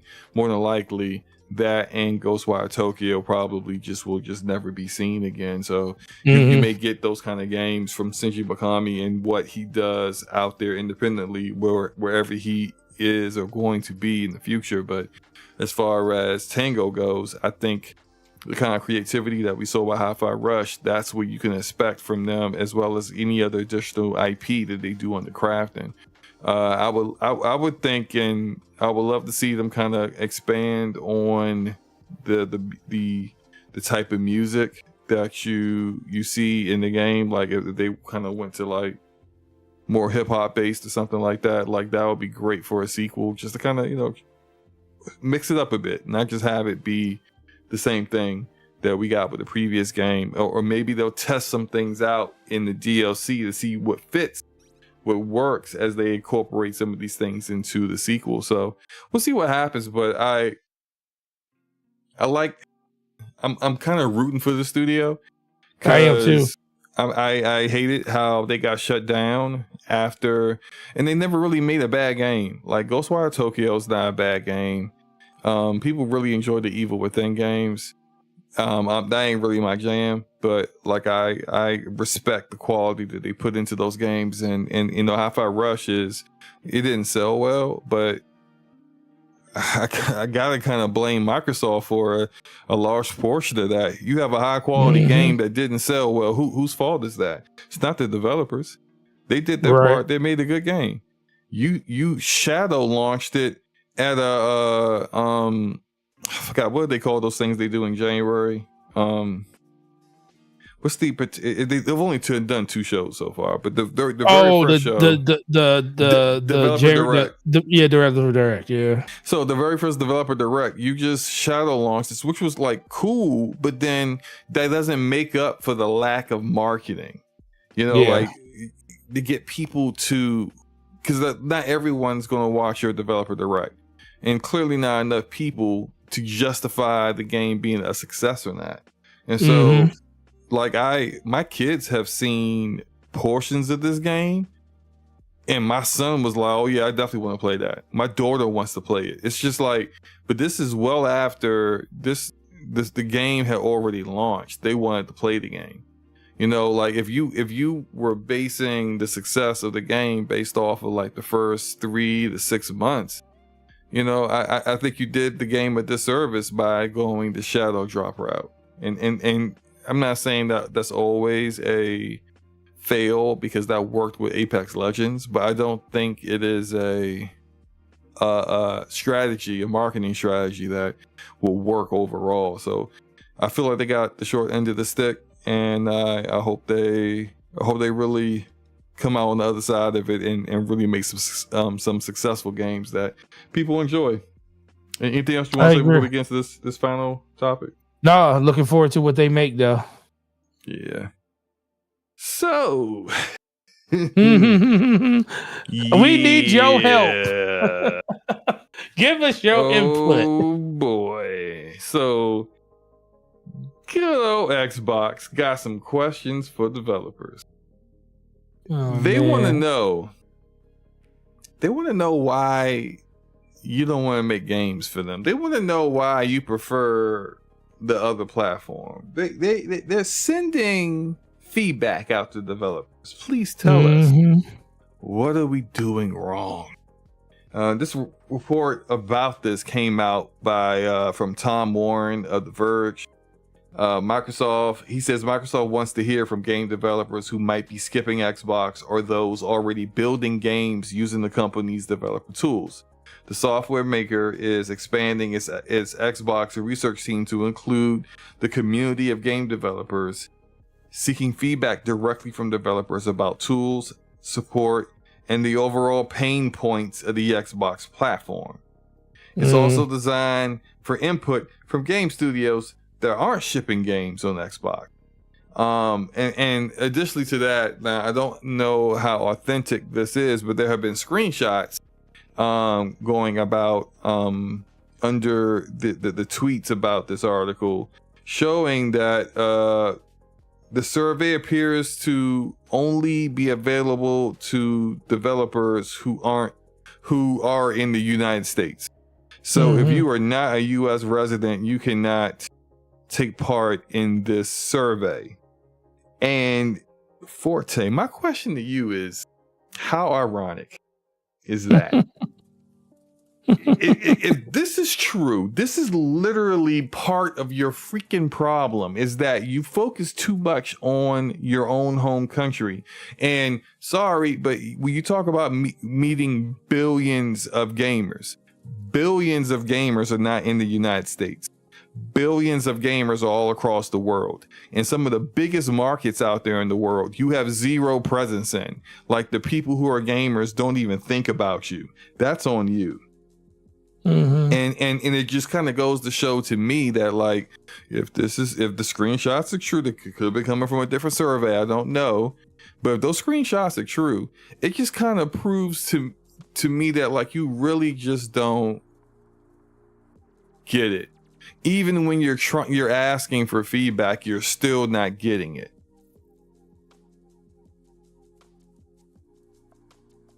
You have development tools that make it more difficult for developers to develop games on your platform. Meanwhile, your competition has a bigger install base, which makes them more attractive to developers, and they've made it easier.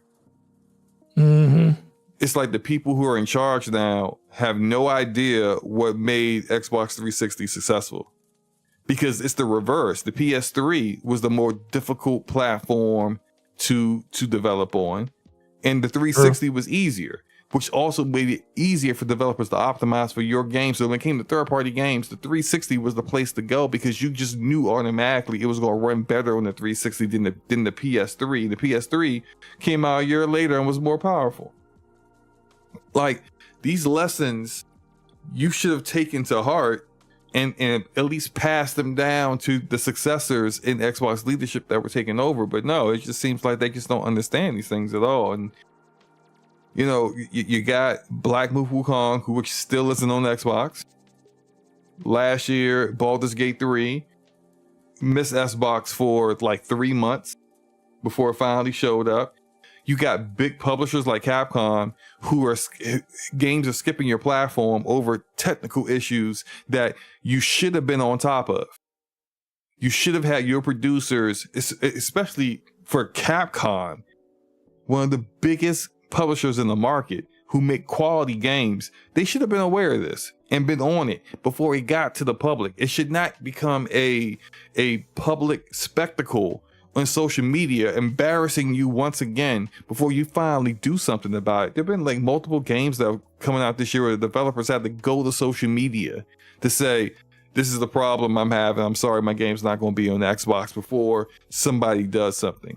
And I'm not blaming Phil Spencer specifically for that or directly for that. I think he bears some blame, because he bears some blame for the fact that he got these idiots employed in the first place. The people, the middle managers out there that are the reasons why this is happening, the reason why a developer can hit up your email ID at Xbox and say, I got problems launching this, you got a bug or something that wasn't allow me to launch my build for certification in the platform, and then you can't figure it out. You don't even see his email. He got to go tell people on Twitter for you to even acknowledge it. These are your own issues. Like, how is it that you need to send developers a survey for things that you've been failing at, and everybody's been telling you you're failing at? You want to know what your survey should be? Go on any social media platform, put in the search Xbox, and read for 5 minutes. There's your survey.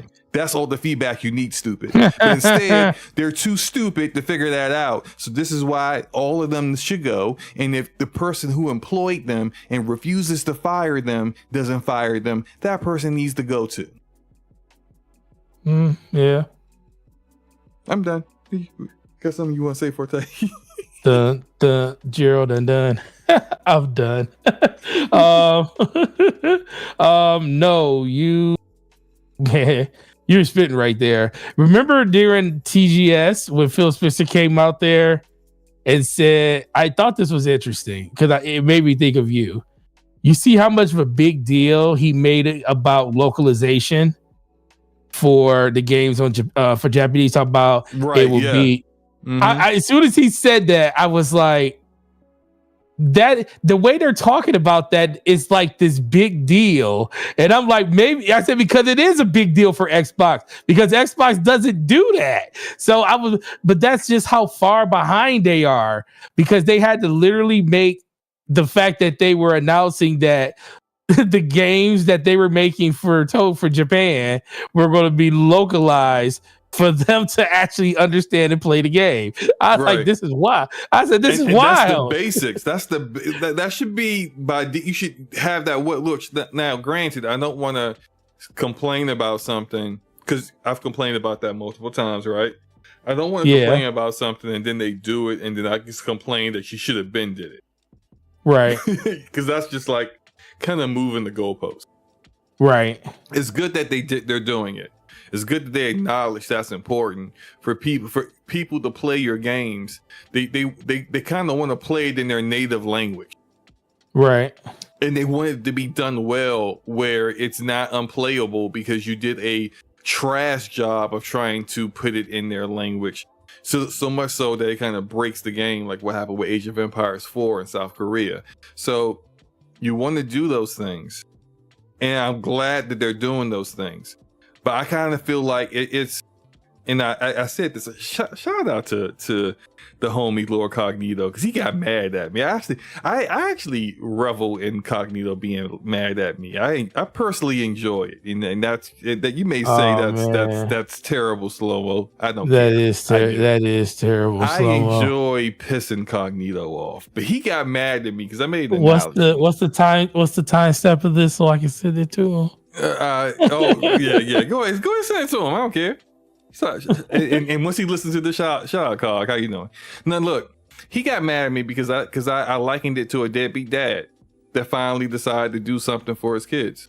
And I said, you don't get a cookie for showing up to your son's birthday. Like, you're supposed to do that. You don't get a cookie for buying your kids clothes and food and stuff. Like, you're supposed to do those things. Like, why are you acting like you're special for doing that? Now I know that kind of like can be harsh in a way, but that's very harsh. But I think it's still, despite being harsh, still accurate because it's like these are things that your competitors have been doing. They don't drop, they're Japanese studios. They don't drop Mario Odyssey in Japanese in the United States. They don't. They're not dropping Ghost of Tsushima.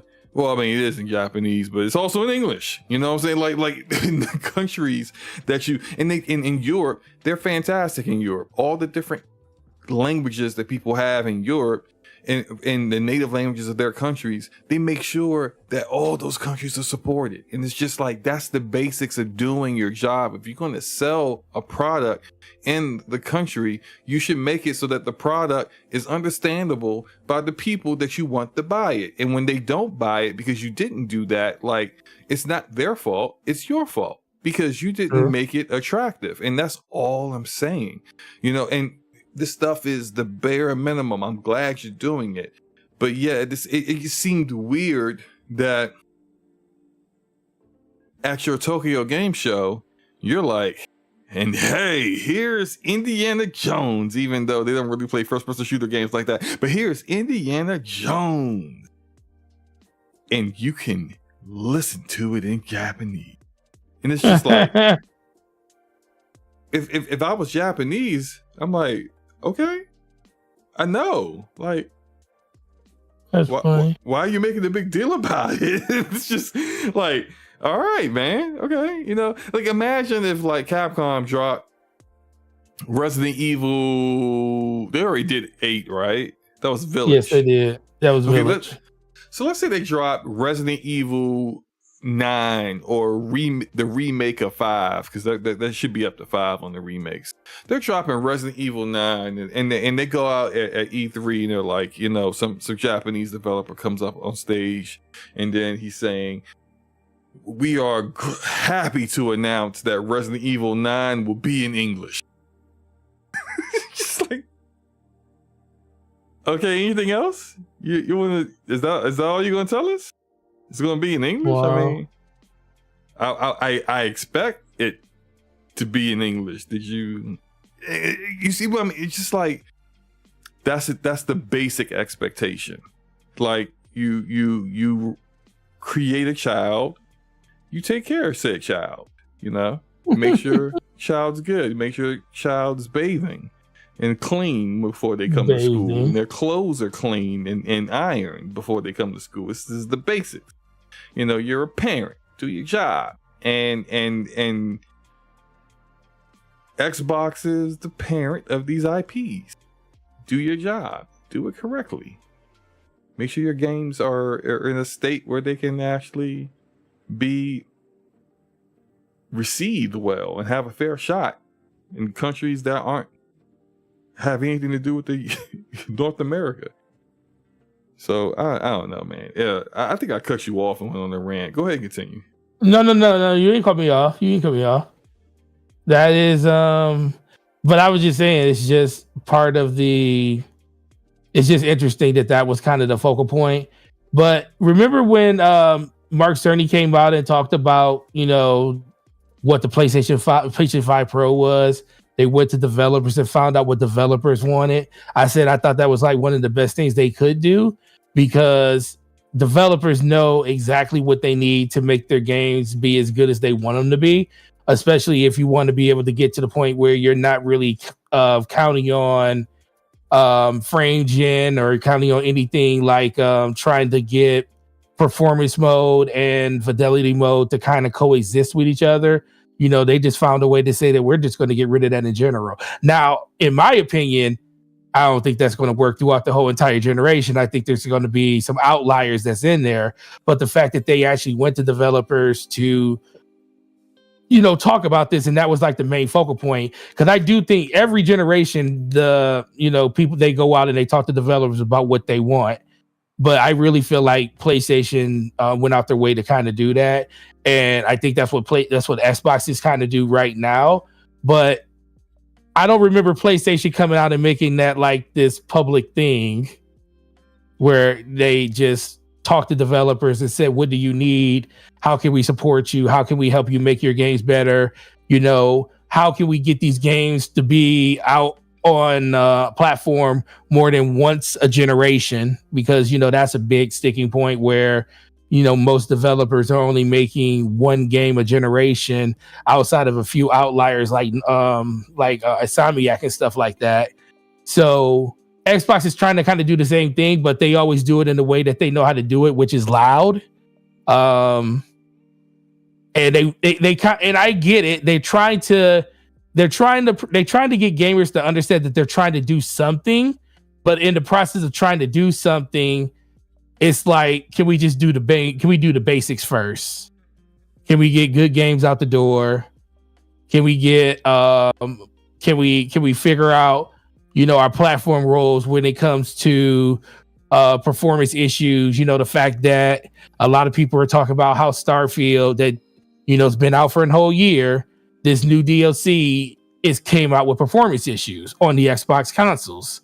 You know, not too many people talked about what the PC has done, because PC is pretty much probably running pretty fine. But when it comes to console, I wasn't aware of that. So it has what specific performance issues is it having? Like stuttering. Like I was looking at Matty Plays videos and stuff. He was talking about how whenever he would be in the dropship, like whenever he was riding across the terrain, you could see the stuttering in the gameplay. Like it would like just like shudder for a second, like skip a frame, stuff like that. So when I saw that, I was like, okay, yeah, so it's still there. He said, is it better? Yes. But he said the fact that this is something that you've been working over a year on, why is this even still a thing? You know, and I get that. Like I can, you know, you kind of forgive when a game, and we shouldn't even do this because there used to be a time in life where games had to release and not have bugs, and we just played them. But now with this whole, we have to, patch games day one and everything, people kind of just accepted that. But I'm just a belief at this point now. If your game is coming out, we're willing to accept that you're going to have a little bit of hiccups. But if you have like updates a year and a half a year later, that stuff should be cleared up. We shouldn't be getting brand new DLCs and still have these issues. So I think especially that's the on things Xbox, where it's just really like you got like one build essentially that you really need to work on with different modes that, like, I think they got now at this point. There is the mode that the fidelity mode that it had at launch. They've got a VRR mode that I think that's like 40 FPS. If you got VRR, then it kind of smooths that out for you. And then they got their performance mode, which targets 60. Like, that's a lot less to worry about than on PC. Right. And so on a console, for it to not really be quite ready, I'm kind of tired of them releasing things that are not ready. It's just it is a consistent theme of theirs where a game isn't ready and they just keep like pushing it out there because they need to hit a certain quota for games they said that would be out in a particular period of time. And it's a balancing act, because at the same time we will complain when there isn't enough content, and we say that about Xbox, we say that about PlayStation. When they're not releasing a lot of content, we complain. But then I think they hear that and then decide to push things out when they aren't ready, which isn't a good idea. I don't think that's a good way of handling that level of criticism. What they should do is address those issues about content for games that are still like underway. Like, these games are not at the end of their development, but in the beginning or the middle. Make sure that your project managers and your producers are setting realistic milestones, realistic points where you feel the game should be at, and have the appropriate resources and tools to make sure your developers can reach those points without having to go into extreme crunch. Like, these are the things that you should be doing to address your content issues. But not having the resources, not knowing what your developers are doing, like with Redfall, they had no idea Redfall wasn't going to launch with 60 FPS until it was too late. How do we know that? On the box for Redfall, they had 60 FPS on the box. They printed the boxes with 60 FPS before they even knew the developer had zero intention of releasing the game at 60 FPS. The amount of miscommunication you gotta have to be this completely oblivious to what your own developers are doing is baffling. But that's where they're at. And so all those things, because of that, they decided to launch it with 30 FPS and then drop 60 FPS like 6-7 months later, hoping people would give the game a shot again or play it until then or come back to it. But the game was dead by that point. And so it's like, you create these problems with your lack of attention to detail and your lack of proper planning and proper management.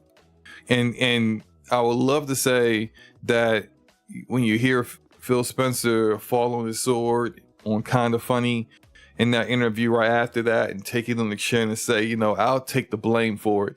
And like, don't say that in a way that's like, oh, well, it's not really my fault, but I'm going to take the L because I'm the leader. Because you're the leader.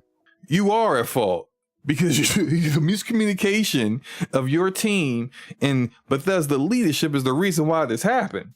The fact that you didn't know that the Arcane Austin devs didn't even want to make the game is your own fault. Like you are at fault because you are at fault, not because you're just being a good leader. Now, granted, blame should be shared, Pete Hines shares a lot of blame with that. He was in charge of Bethesda games content. He bears a lot of blame for that. But it's just if you, the guy that's running Bethesda, doesn't know that you want these games to be at 60 FPS, whose fault is that? True. When that guy has an email exposed in court where he's complaining about your miscommunication and the fact that he about to have Todd Howard out here talking to games media and don't know anything about your ABK deal or don't have the talking points for him to memorize, so he doesn't say something that ends up causing Phil Spencer or Sarah Bond to have to come out and correct the record in an interview 2 days later. Whose fault is that? It's just, these things gotta get cleared up. And I mean, last week we kind of spoke on that Bloomberg article with Sarah Bond, and she talked about how she couldn't really communicate. She didn't really understand what Phil Spencer wanted. He would say he want things, and she feel like he really needs something else. And so she tried to learn how to understand speaking code. Phil speak, right? And it's just like, are you the guy if you're this bad of a communicator? Like, you know, like I've been saying this for over a year. You know, I think some people are finally starting to come to terms with what I'm saying, but like, you know, at some point in time, the people who got you to the show ain't gonna be the people who hosted the trophy up with you when it's all said and done. True. The guy that built the Golden State Warriors was not the guy that won the championship with them. No. Which is crazy. Right. But management for Golden State had to be brave enough to make the decision to make the change for the betterment of the organization. And sometimes you can't just, we can acknowledge that Phil Spencer saved Xbox. That doesn't give him a get out of jail free card for life. True. It doesn't absolve him of making mistakes and having those mistakes actually have consequences. When a guy openly admits that he passed on GTA 3,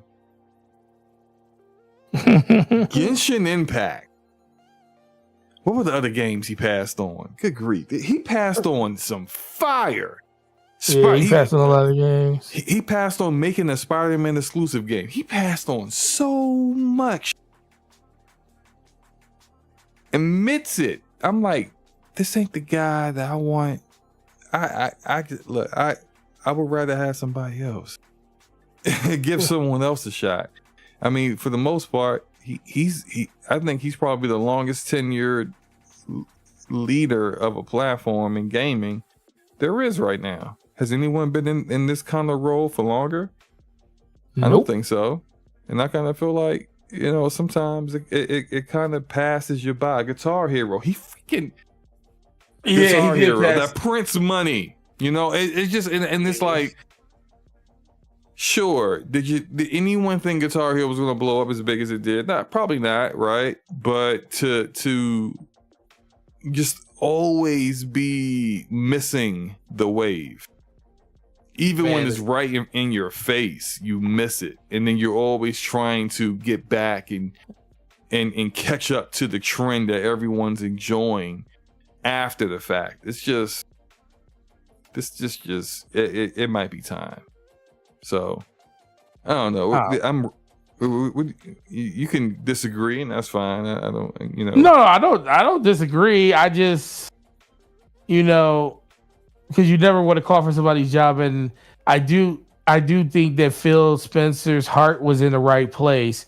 But I always said this. I feel like Phil ran Xbox as a gamer instead of as a CEO. He ran it as a person that didn't want to see, like, and this is what I mean. I seen it when he was one of the very first people when Bungie, because, you know, he was a huge Destiny player too. When Bungie was holding content to the PlayStation, he was one of the very first people that came out and said he was against that. And I think him experience. And this is the thing, I think a lot of people don't really understand the power of being in a position to actually make a change, because we as gamers, I can't make a change in Sony keeping exclusives content like that to their system and paying for it. I don't have the power. I just have to deal with it.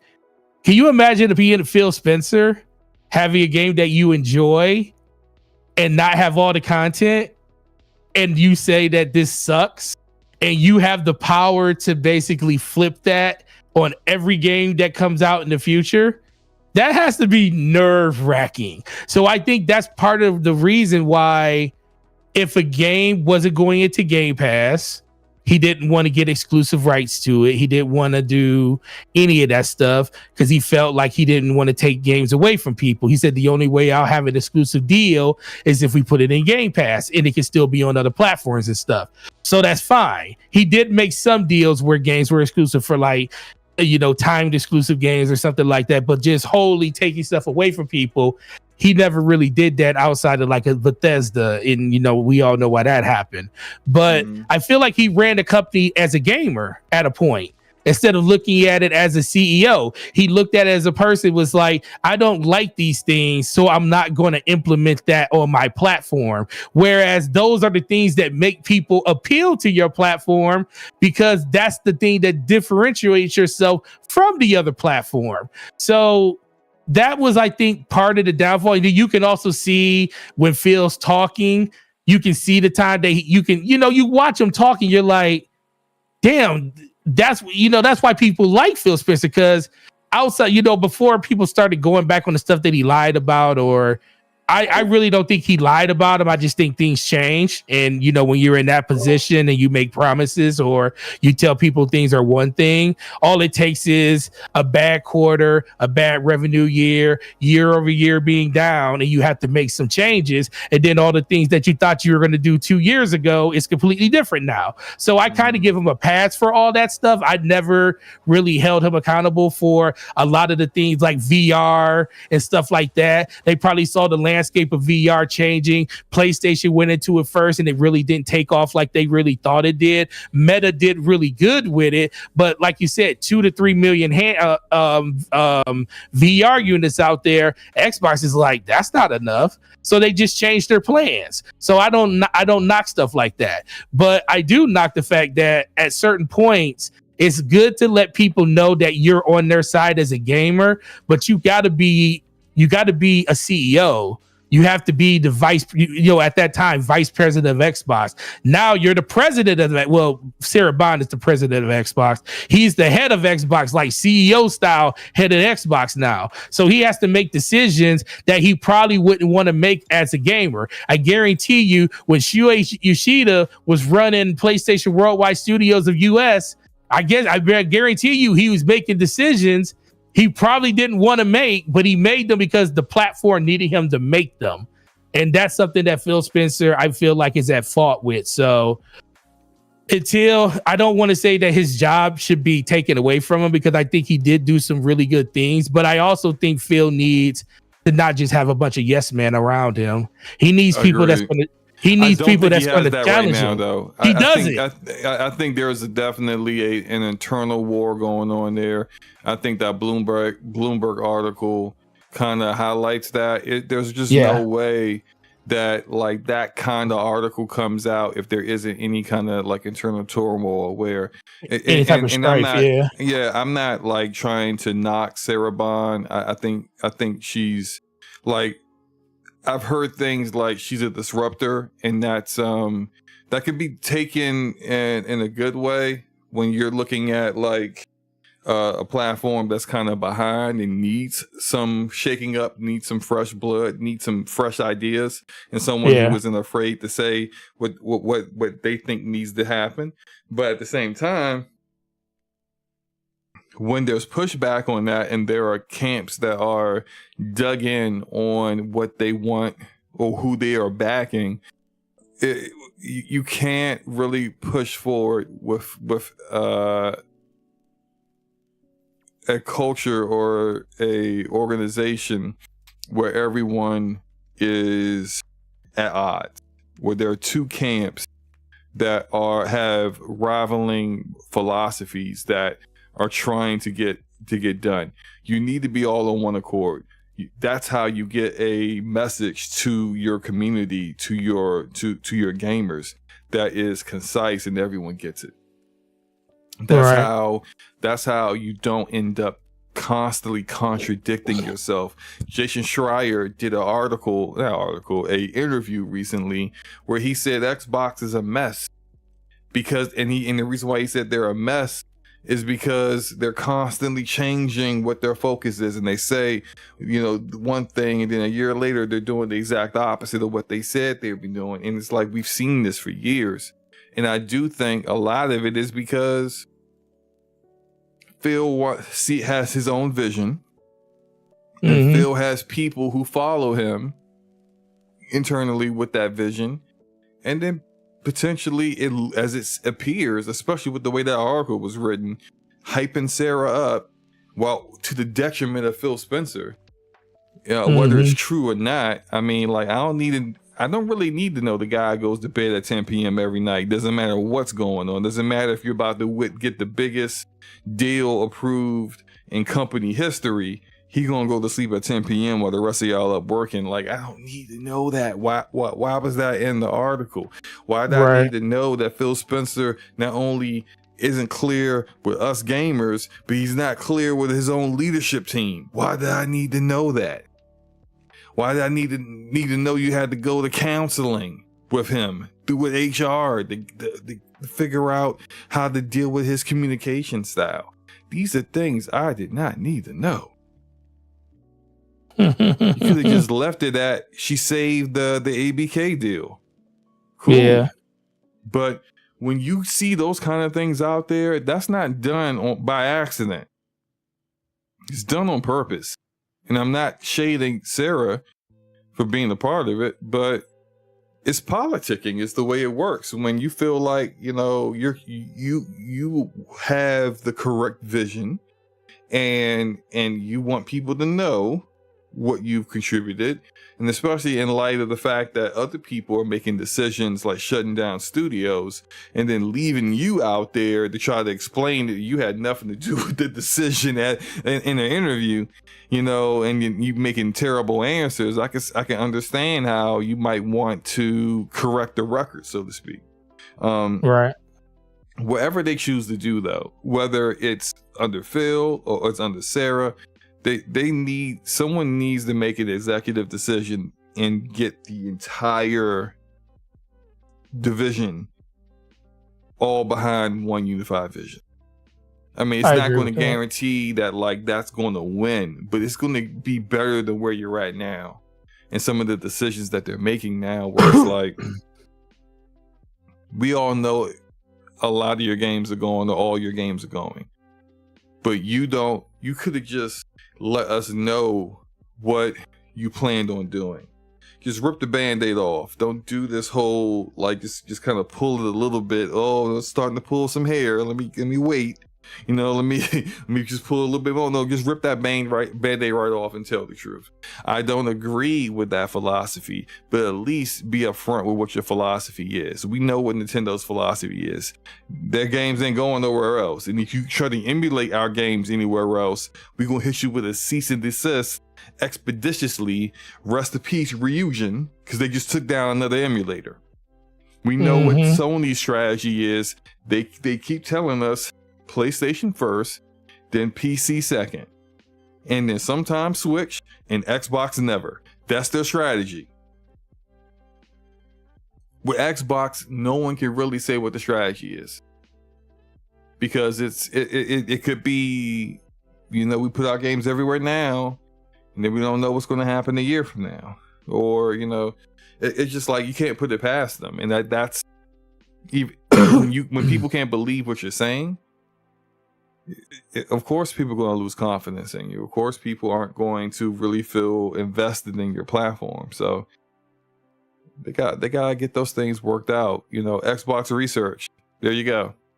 We just gave you all the feedback you really need. We're not devs, but we are gamers, and we are, whether a Rodimus wants to believe it or not, we are Xbox gamers as well.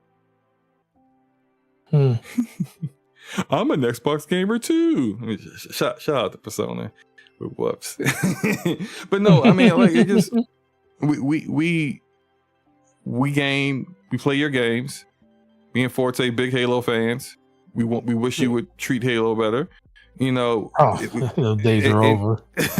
But still, the fact that, like, that's the fact that you feel those days are over. That's a problem. I told you, man. They school.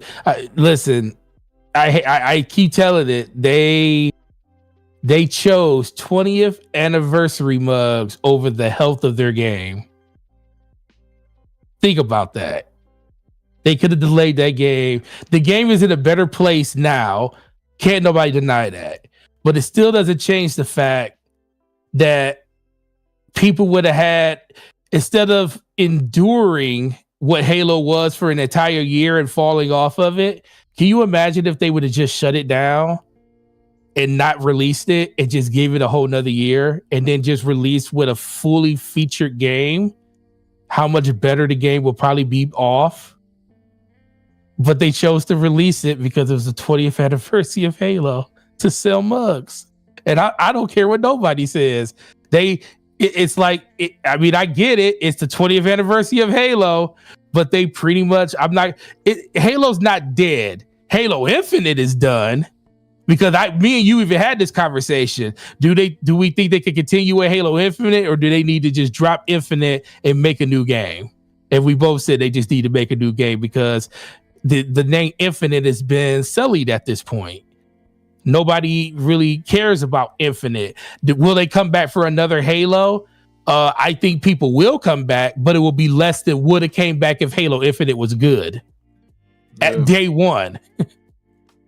So, well, but I digress on that because it makes me sad. That's why I try not to talk about Halo.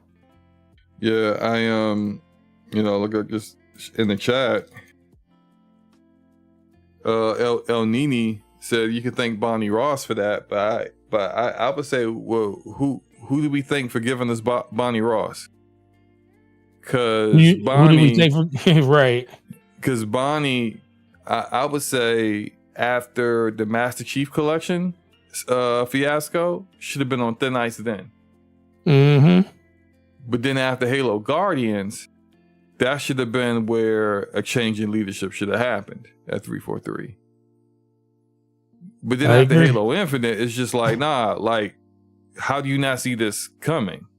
How did you not know this was going to be the end result when this has been that studio's MO about not really having everything quite ready and having terrible launches for their games? It's just, for your biggest mascot at the time, that's unacceptable.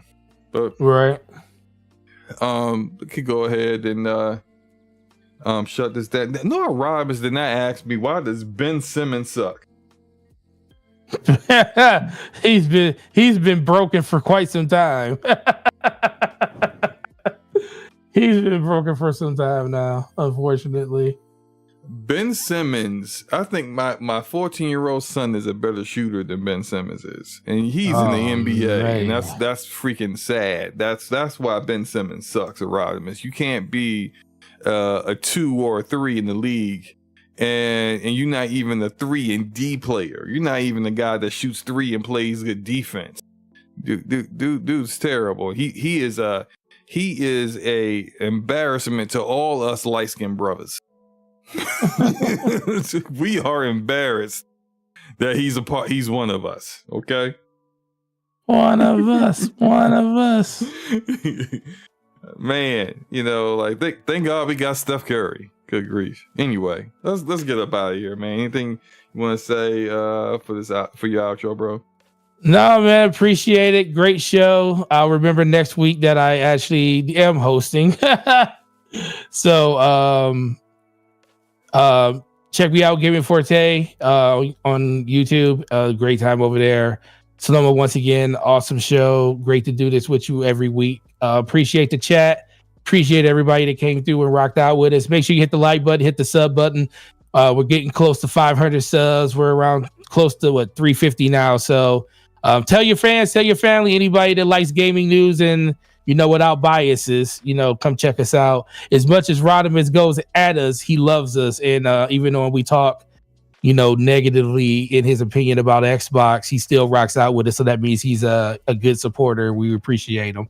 So if you know other people like that, make sure you point them in our direction. But with that, enjoy your weekend, enjoy the games you're playing, and we'll talk to you guys next week. Yep. For myself, you can guys catch a stream. So I want to finish Shattered Space on stream because I started it on stream, and I also want to do Until Dawn. So I'm gonna try to do a stream for both this weekend. I know I wouldn't complete Until Dawn in like one stream, and probably won't finish Outer Space in one stream either, but I'll try to do both on this channel at some point this weekend. Really appreciate ow, I just bit my tongue. Oh man, that hurt. Your whole mouth, your whole demeanor just changed. Your whole demeanor just changed. So I had surgery. I guess I could talk about it better because I actually speak. I had surgery on my tongue a few weeks ago, which is the reason why we had to skip a show, and the reason why I was healing and sounding like SloMo was putting in way too much work, y'all. Hey, stop! You being nasty. All right, so way too much work. So now afterward, now I hate even saying this. My tongue has more freedom. Shut up. I'm gonna say shut up. Shut up. But it's moves weird. It moves in more directions than it did before. It's weird because it's now I have to be careful. So I just bit my tongue in a way that I probably would have never bit my tongue before, and it's just man. So it's now when it's I have to be. I'm getting used to things. Okay, so it's this is going to end up.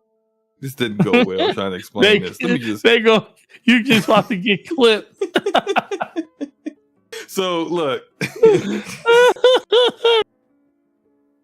Anyway, I'll be on tomorrow. I'll do Until Dawn. I'll try to do this. I'll do Until Dawn tomorrow, and then I'll try to do Shattered Space on Saturday. And we'll just kind of play it by ear from there. Please hit the like button. Hit the subscribe button. We are last I saw we were at 335. We're trying to hit 500 so we can kind of move all of the emotes and stuff and all that stuff over to this channel and have it all here for you guys. So if you haven't subbed to the channel yet, please do. And we appreciate you guys. We truly do. And we're gonna get up out of here. Any last words, Forte? Nope. Enjoy your weekend. Tongue slap SloMo. Oh my god. Getting out of here. Good night, y'all. Night, y'all.